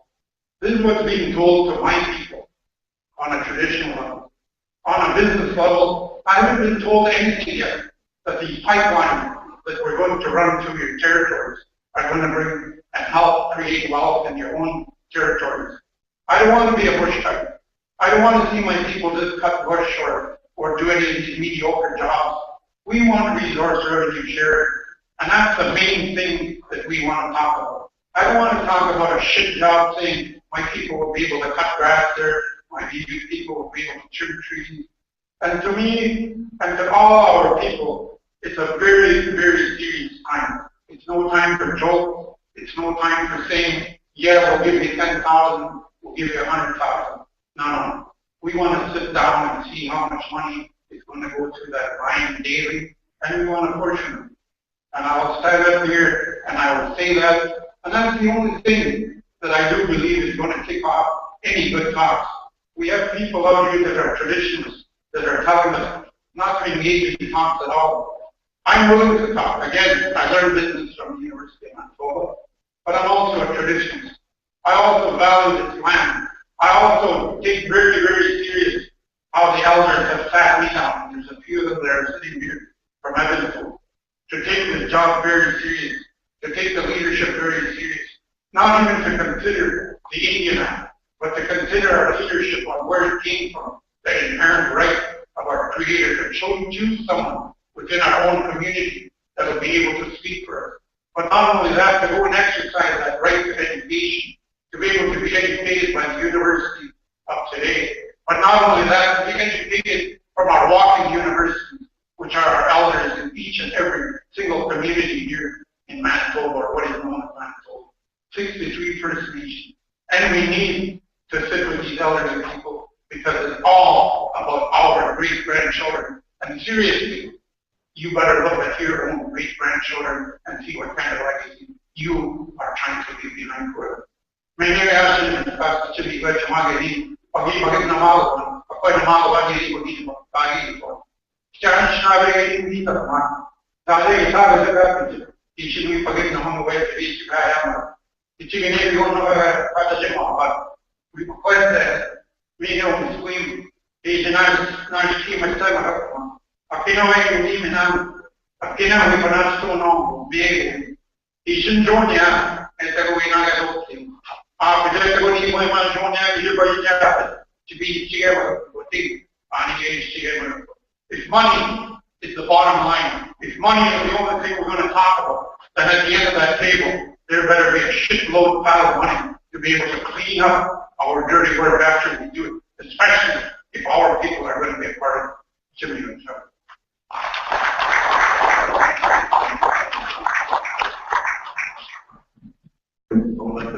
I would like to thank Ranch Chief Terry Nelson and our speaker. My name is Chief James Luak, Chief Spoken of Ojibwe First Nation, also a co-chair of the Indigenous, the Treaty 2 Territorial Alliance Organization.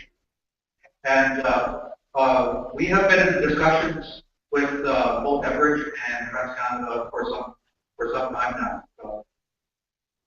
Now, just to educate everyone here, especially the pipeline people, the Treaty 2 Territorial Alliance is composed of those First Nations which are within the traditional territory or the treaty boundaries of number 2.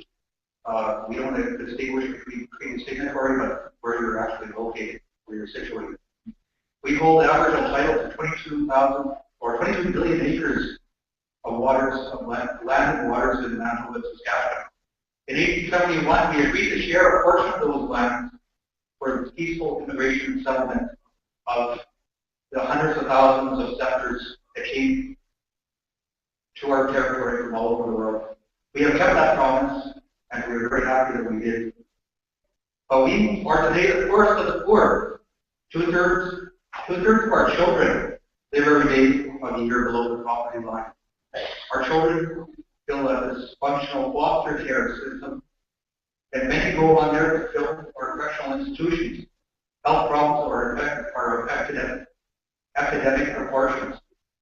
Our education system, our performance and funding is so bad in comparison with the rest of Canada, it's shameful. Colonialism has exacted a horrible price on us.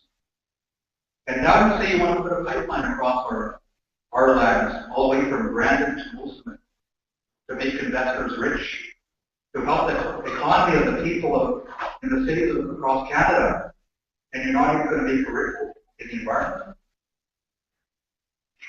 In the past, you've treated us with disrespect.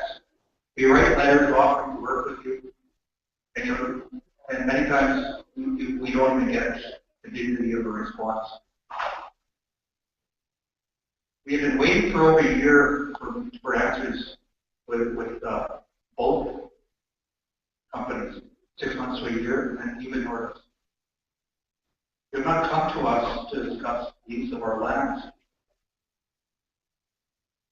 They've been getting rich off our lands for decades, and we did not at once say thank you for using our lands. Those pipelines have been in for decades, and you want to replace them and build new ones.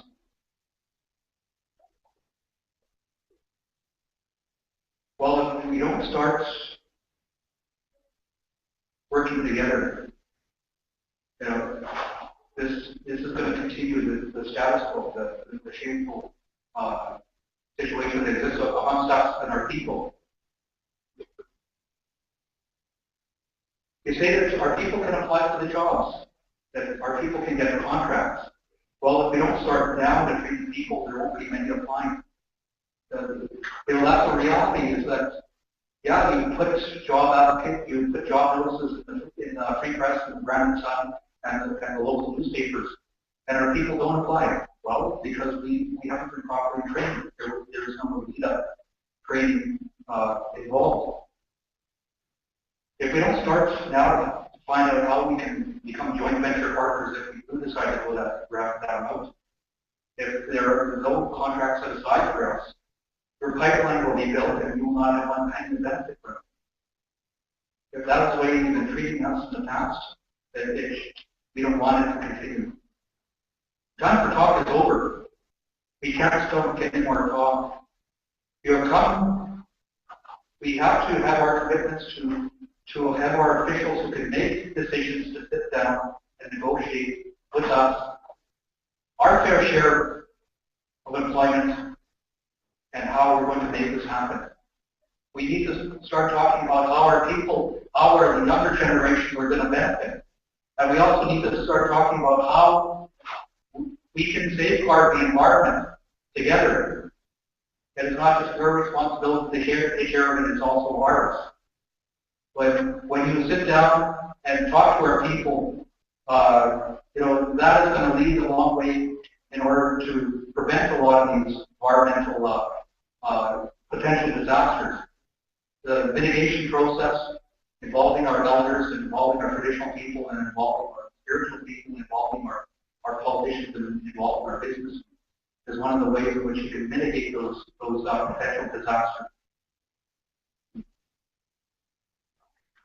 We have legal issues which must be resolved either directly or indirectly by ensuring that we benefit from the project sufficiently so that it is not necessary for us to battle it out in courts, not necessary for us to seek injunctions, not necessary for us to resort to direct action to protect our legal rights and interests. The Chilcotin case that has come down in the last this summer, and the Keynote decision as well, I think was a wake-up call to Canadian industry that agricultural title is a real thing and that it exists. And we say it has always existed within our territories since 1871, and the treaty is our title document.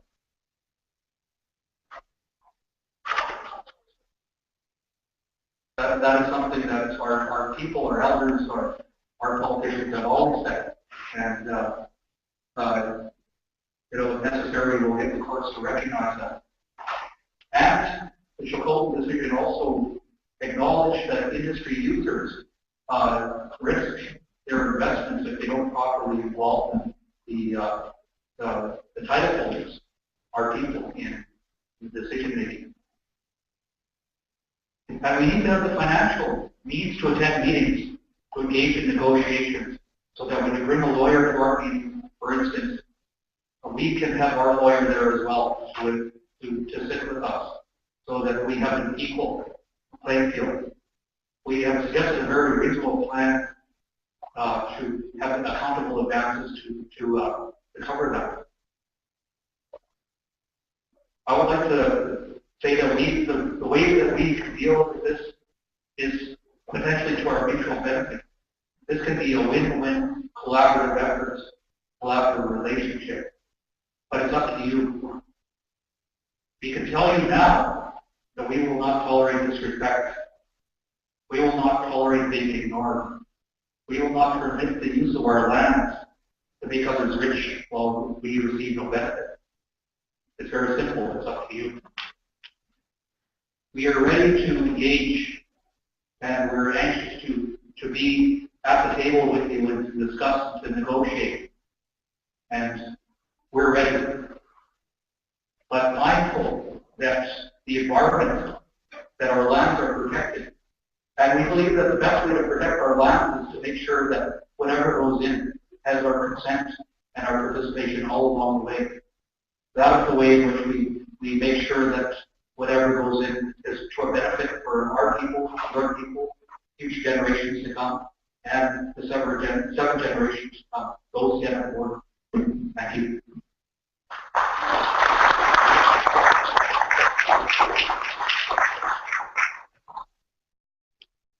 Amigos,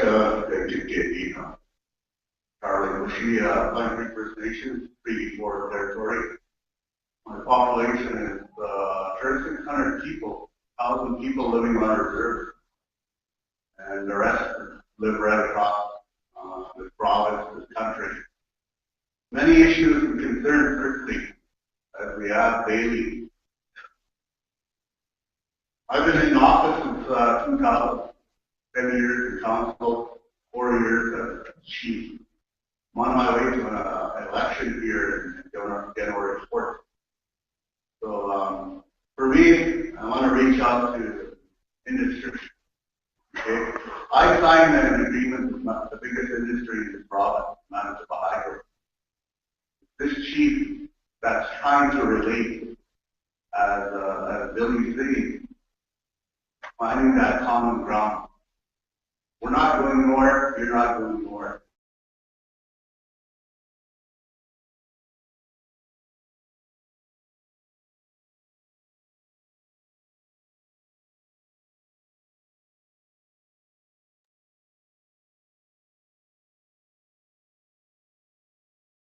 According to the Translator P27 Act, Bill P27, I complied.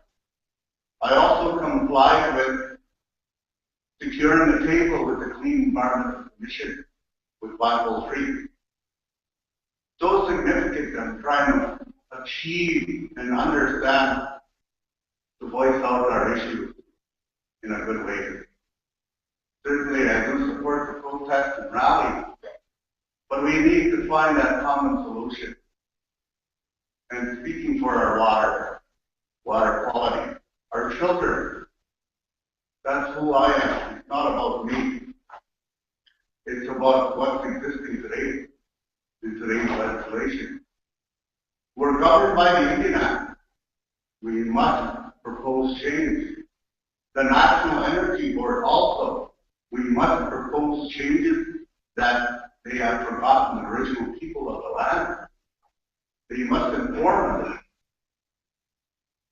And you know, I hear the drum too. It scared me. And I saw many people. I saw many people in the room that drum as they heard. I felt it. It is my grandfather's wishes, my grandmother. The drum I carried, I played, I beat it with the word that was given to me. He said, when a little girl, little boy, mother heard it. Nobody, I don't know where that comes from. I offer and pick up my bear pipe, my traditional value, my culture. But I was adapted to today's society, together, connecting it, somehow reaching that common solution again. Legislation, provincial, territorial, federal. One day we all live in harmony, but in a clean way. I beg industry to listen to us, come to us. I'm willing to sign. Collectively, may Isabel send them again. Eagle Man Hunting is my traditional name. I come from the very flat. Pine Creek First Nations, all the elders, the women, loves you all. Thank you very much.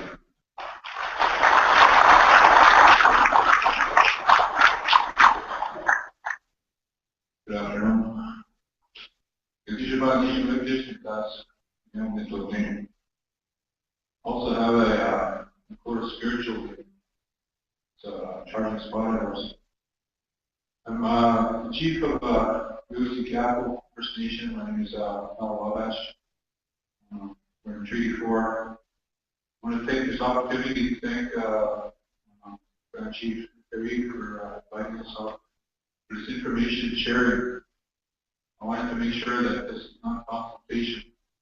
I know there's a long ways to go when it comes to industry in our territories. I'm here to get information as to how this is going to affect our trees. I just want to see where it's going to go with regards to our trees. What discovered is our government, because I don't like where it's going with the ARPA government, because our trees are not being acknowledged. Echo a lot of words that Chair Morris had to say. And I guess also from the message that was brought to us by Billy Mills, very inspirational, very moving. We must always remember our children. So with that, I just want to make that brief for now, and hope still have a wonderful day. And I want to acknowledge also Chief Blunt for the morning prayer, acknowledging our Creator. Pray for all of us.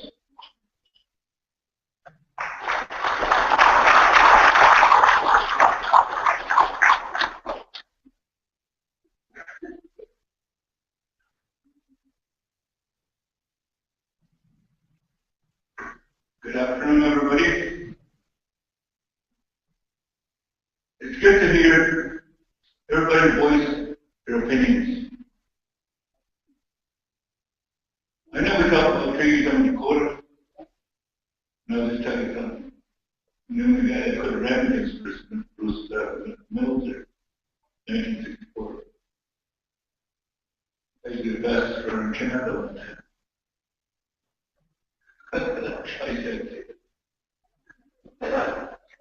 However, when we're talking about pipelines, goes right through my community. Like I said earlier, I remember when my father worked on the pipelines in 1958. To me, at that time, I was still in residential school, was a job. It was a very good job. But that's all it was. And again, I say, that's all it has been. Till this year, till last year. And until I got back in again last year. I know that Indigenous work with our communities, some communities, but it hasn't worked with all of us. I know my community work with them here. Try to touch base with them again. So that we could get something out of it. I never talk about treaties in Dakota. I don't have treaties. But I have mineral rights. Because of that. And I'd like to see something happen with our communities. With everyone. The chiefs here has voiced their opinions. And it's very honest. I just talked to the lady about that just a second ago. When we talked about the Indian Act, what did we get out of it? I remember back in the 80s and 90s, they would try to get rid of Indian affairs.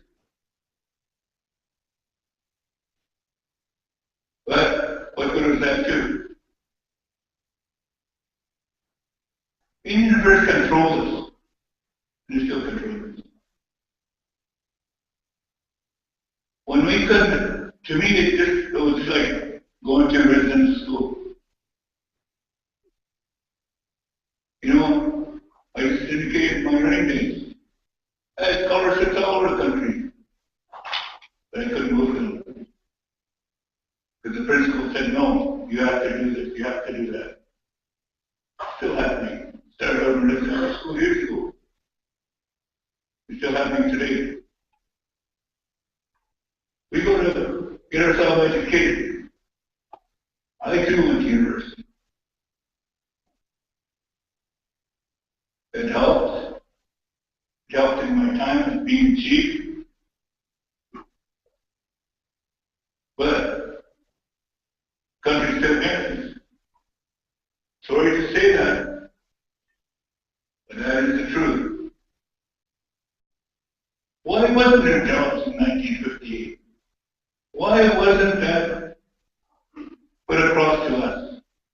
There's 12 lines across this country. 12 pipelines go right by my reserve, on my reserve, put it that way. Through our traditional areas.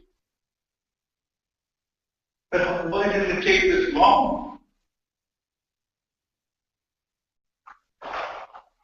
Something had to happen.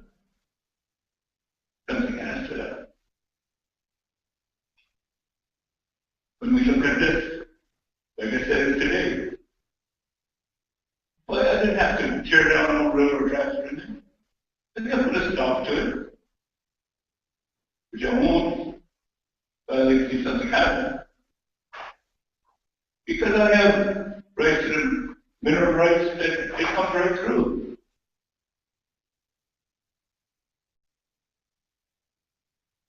What am I going to do? I'm going to wait to see what happens. I can't sit there and wait. How long do we have to wait for something to happen? So we have to stand together. We always say that. I always say that. I've been saying it for 30 years. We have to stand together on issues like this. The day when you went up there and said, oh, I need some help.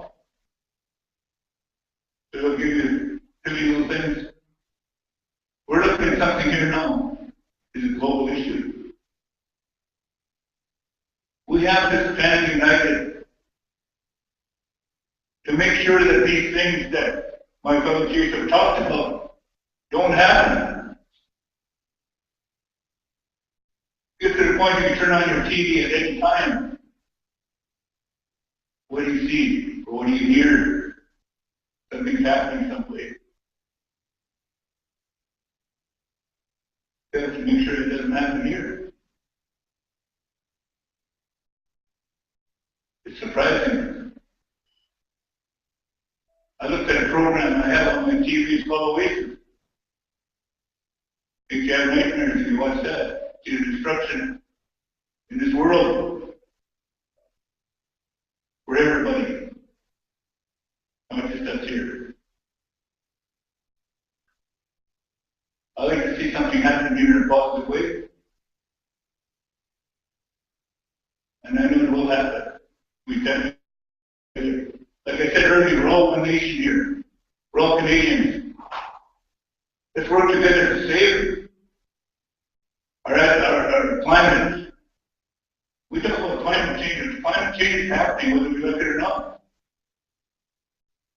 I just said that before I came to the city yesterday. Usually there's 10 feet of snow at that time. It's going to be a little more next day. Things are changing. And I'd like to change here. Thank you. Oh.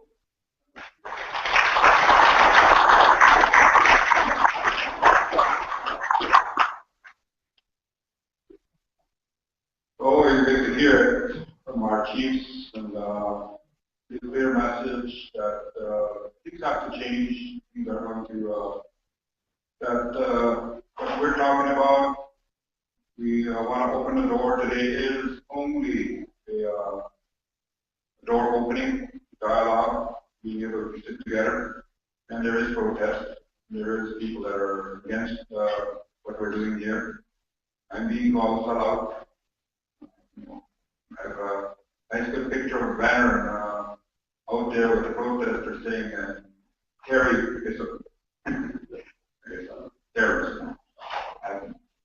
But, you know, it is important. Because as your Grand Chief, I'm dealing with First Nations that have 60 to 95% unemployment. My community in Rosa River, where I was former chief for 8.5 years, has 75% unemployment. We have two gentlemen here, Grand Chief David Harper, Chief Ron Evans from the north. And they require 10,000 new houses. Yet 85% of the natural resources in the province of Manitoba are in the north. They should not be poor. Literally billions and billions of dollars are being sent south every year to subsidize the lifestyle of people in South Manitoba, while the north suburbs. The electricity here comes from the north. But it is critically important that we sit together, that we come to the solution. And one of the things that's very clear, we have to know what the numbers are. I mean, a lot of numbers were thrown out here, hundreds of millions, billions, confusing. But it's not confusing, is that the 60 different metals and minerals in Canada subsidize the lifestyle of every Canadian. And there has been a very clear message to TransCanada that it is going to be a tough call for Energy East. The City of Winnipeg has budgeted $1 million to see what the impact of Energy East will be when their water at Shoal Lake 39 and 40. Water comes from Shoal Lake in Ontario. So there's 900,000 people here in this area that are wondering what's going to happen in the water. Is it scare tactics? Is it misinformation? That's what we're here to find out. We've heard a very clear message from the chiefs. They're very, they welcome the dialogue, but they also say, talk is cheap. We have to move forward to see where we're going. I can tell you one thing, Ezra Levant is not going to save the oil industry. And that Ezra Levant calling on the First Nations is not going to make a friend or make things happen.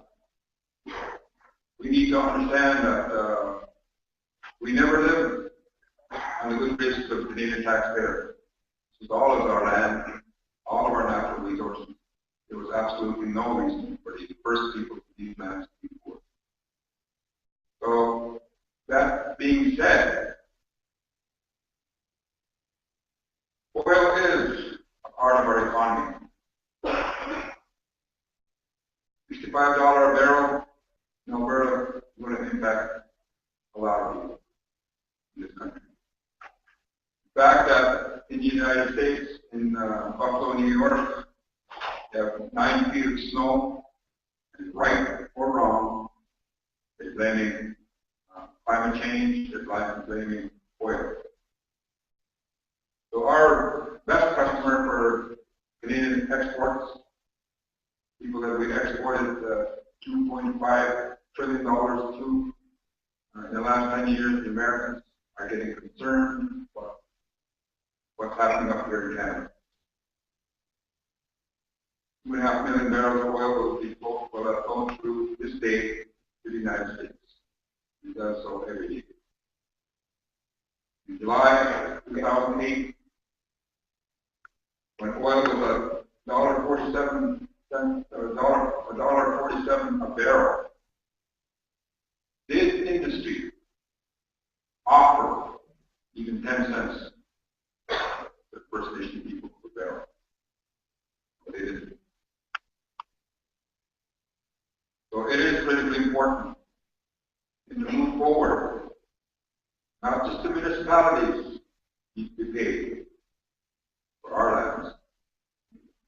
Not just the provinces and equalization payments, but First Peoples. That is what the message is coming from the chiefs.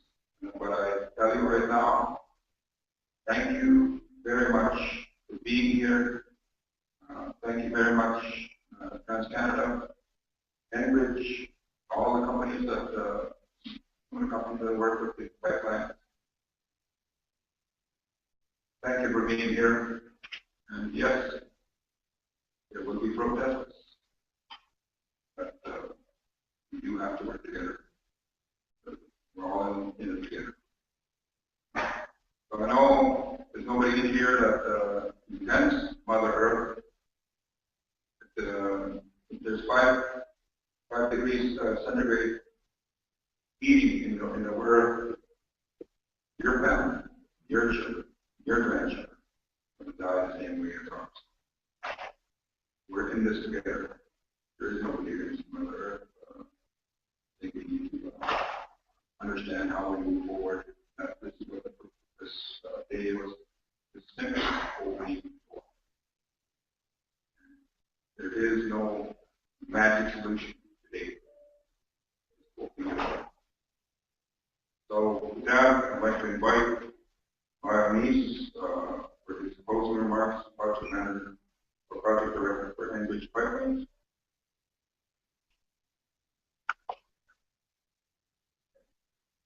I'd like to also acknowledge Jack from the Métis Nation in the room.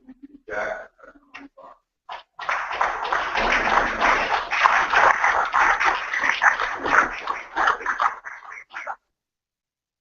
And, okay, they're all gone over to the treaty-free meeting for our meeting.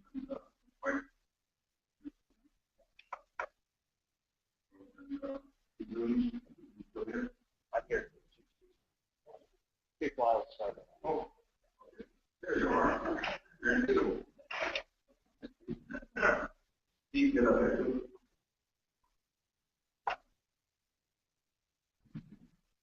Thank you very much, Chief Nelson. Folks, on behalf of Enbridge, I really want to thank everyone participating in what I really feel was a very productive forum session.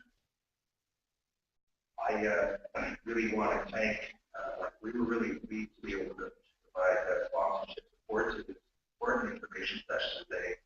Not only in terms of providing some information to you all, providing some financial support for which helps kind of serious sessions actually take place. But I really also want to thank the support that you're able to give to the staff. That the chaplain weekend that we're here made self-assessment people, and that it was really, really important that we all were very important for the chiefs to talk about, and very importantly, in that thing. I think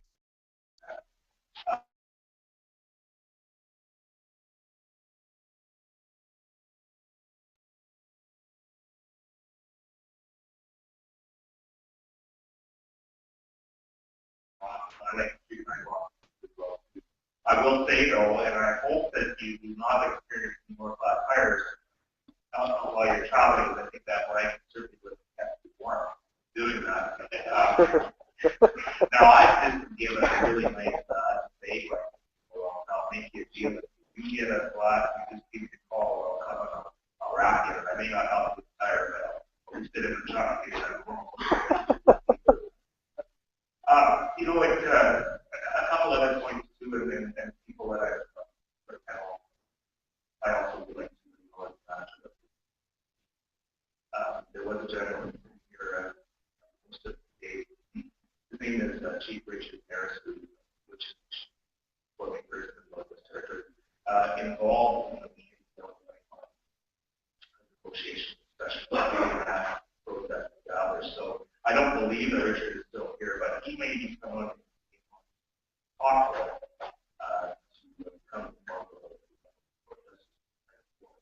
get the outside. That project did not receive very much of that money, but it certainly did the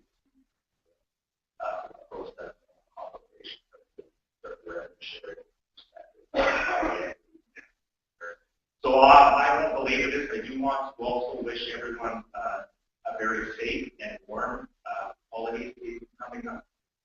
Really looking forward to working with all in the months and years ahead. I do also appreciate the wisdom and our support.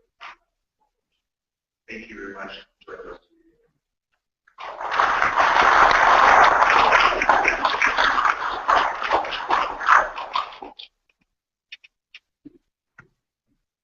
On behalf of TransCanada, I just want to thank everybody for attending and participating, all the chiefs, treaty communities, core communities, the Manitoba Métis Federation as well, and our fellow industry partners.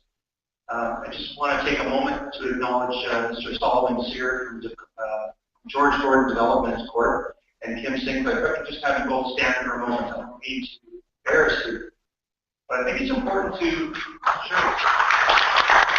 I just want to bring up that they shared this format with TransCanada and with Greenwater, and we basically phoned them up after having a great experience in Saskatchewan that can we steal your idea and use it in Manitoba? And they freely shared it, and we certainly appreciate you being here today. And thank you for traveling all this way.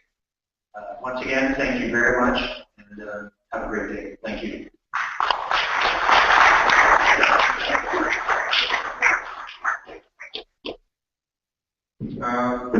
On the agenda, also Southern Youth, the former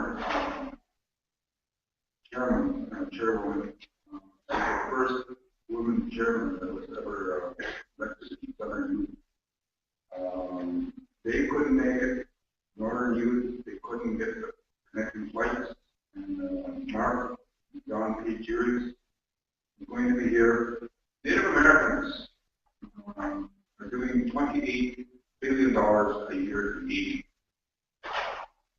Bug the hell out of me because they bought BLTs up here in July 1991 and we set them up at 5 reserve to keep our negotiating to set up there. He's one of the ones that he was in the gas station where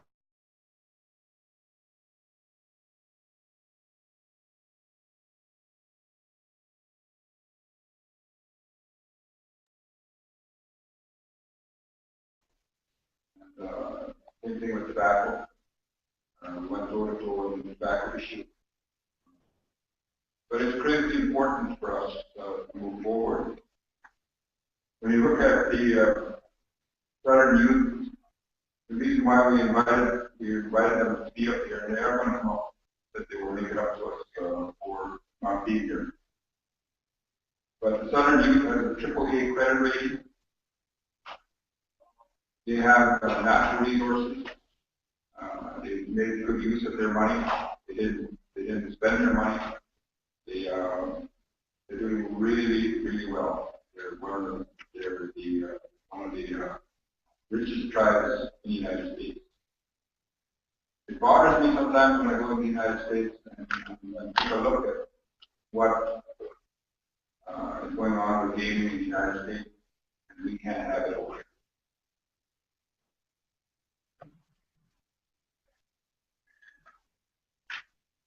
That's due with this document that we're using in the United States. We are going to be doing urban reserves in the city of Winnipeg. One of the best examples of urban reserves is West Bank in Kelowna. We had one of the council members come to Winnipeg in February 26th of this year, explaining about what they've been able to do.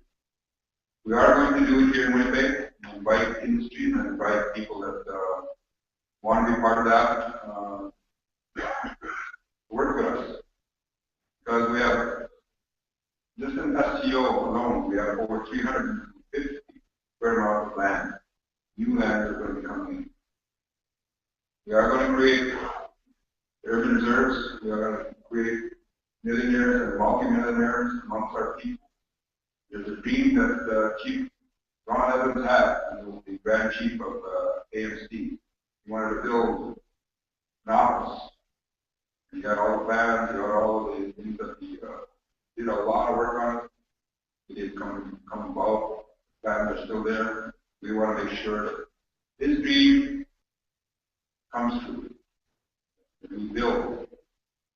We're looking at 20 acres, at least 20 acres in the north end of Winnipeg. We're looking at probably well over $100 million worth of investment in that area. We are going to build. We're going to make Winnipeg a success story. And one thing that really does stop unrest, stop all of the things that Douglas Glenn talks about in time bomb, and the potential for violence and the potential for conflict in Canada. The best medicine for that is hope. Hope for the future. We have 440 people on welfare in Rosa River, my community. Bothers the hell out of me. So we need to get the urban reserves going. We need to create wealth. We need to see examples of success working together. And that's what I'm looking for in this session that we work towards that. The Assembly of First Nations will be starting tomorrow at the Royal Bank Convention Center next door. 600 seats from across this country, all saying the same thing. Struggling with the cutbacks that the Harper government has imposed.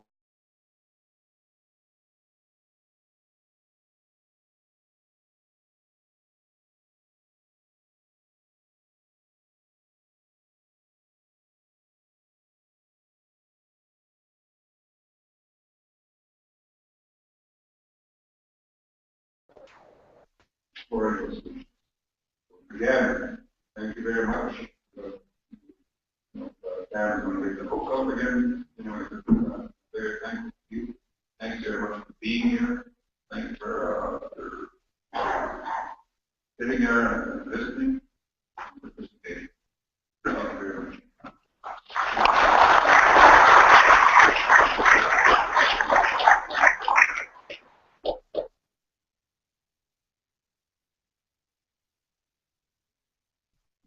We're going to close off now with the closing prayer of the tradition. So I'd like to have our Grand Chief David Harper from the north. We're all connected here in the north and the south. I don't see a differentiation by me. My mind will liberate as north and south. We're all one nation. Doesn't matter where we are. We all have to get along. I know we have a lot of differences. I'm a guy that always sees the positive in everything. But you can always see a negative in everything. But I always see the positive, no matter what it is. It's time to go into those organizations and change from inside. We can always be yelling from the outside, but we have to get into those organizations and change from inside. That's my little 2 cents worth. Okay, thank you for coming for a while. Thank you, Sam. Thank you all. I want to reiterate what I said this morning at one of the openings of Family's First Conference at the Human Rights Museum.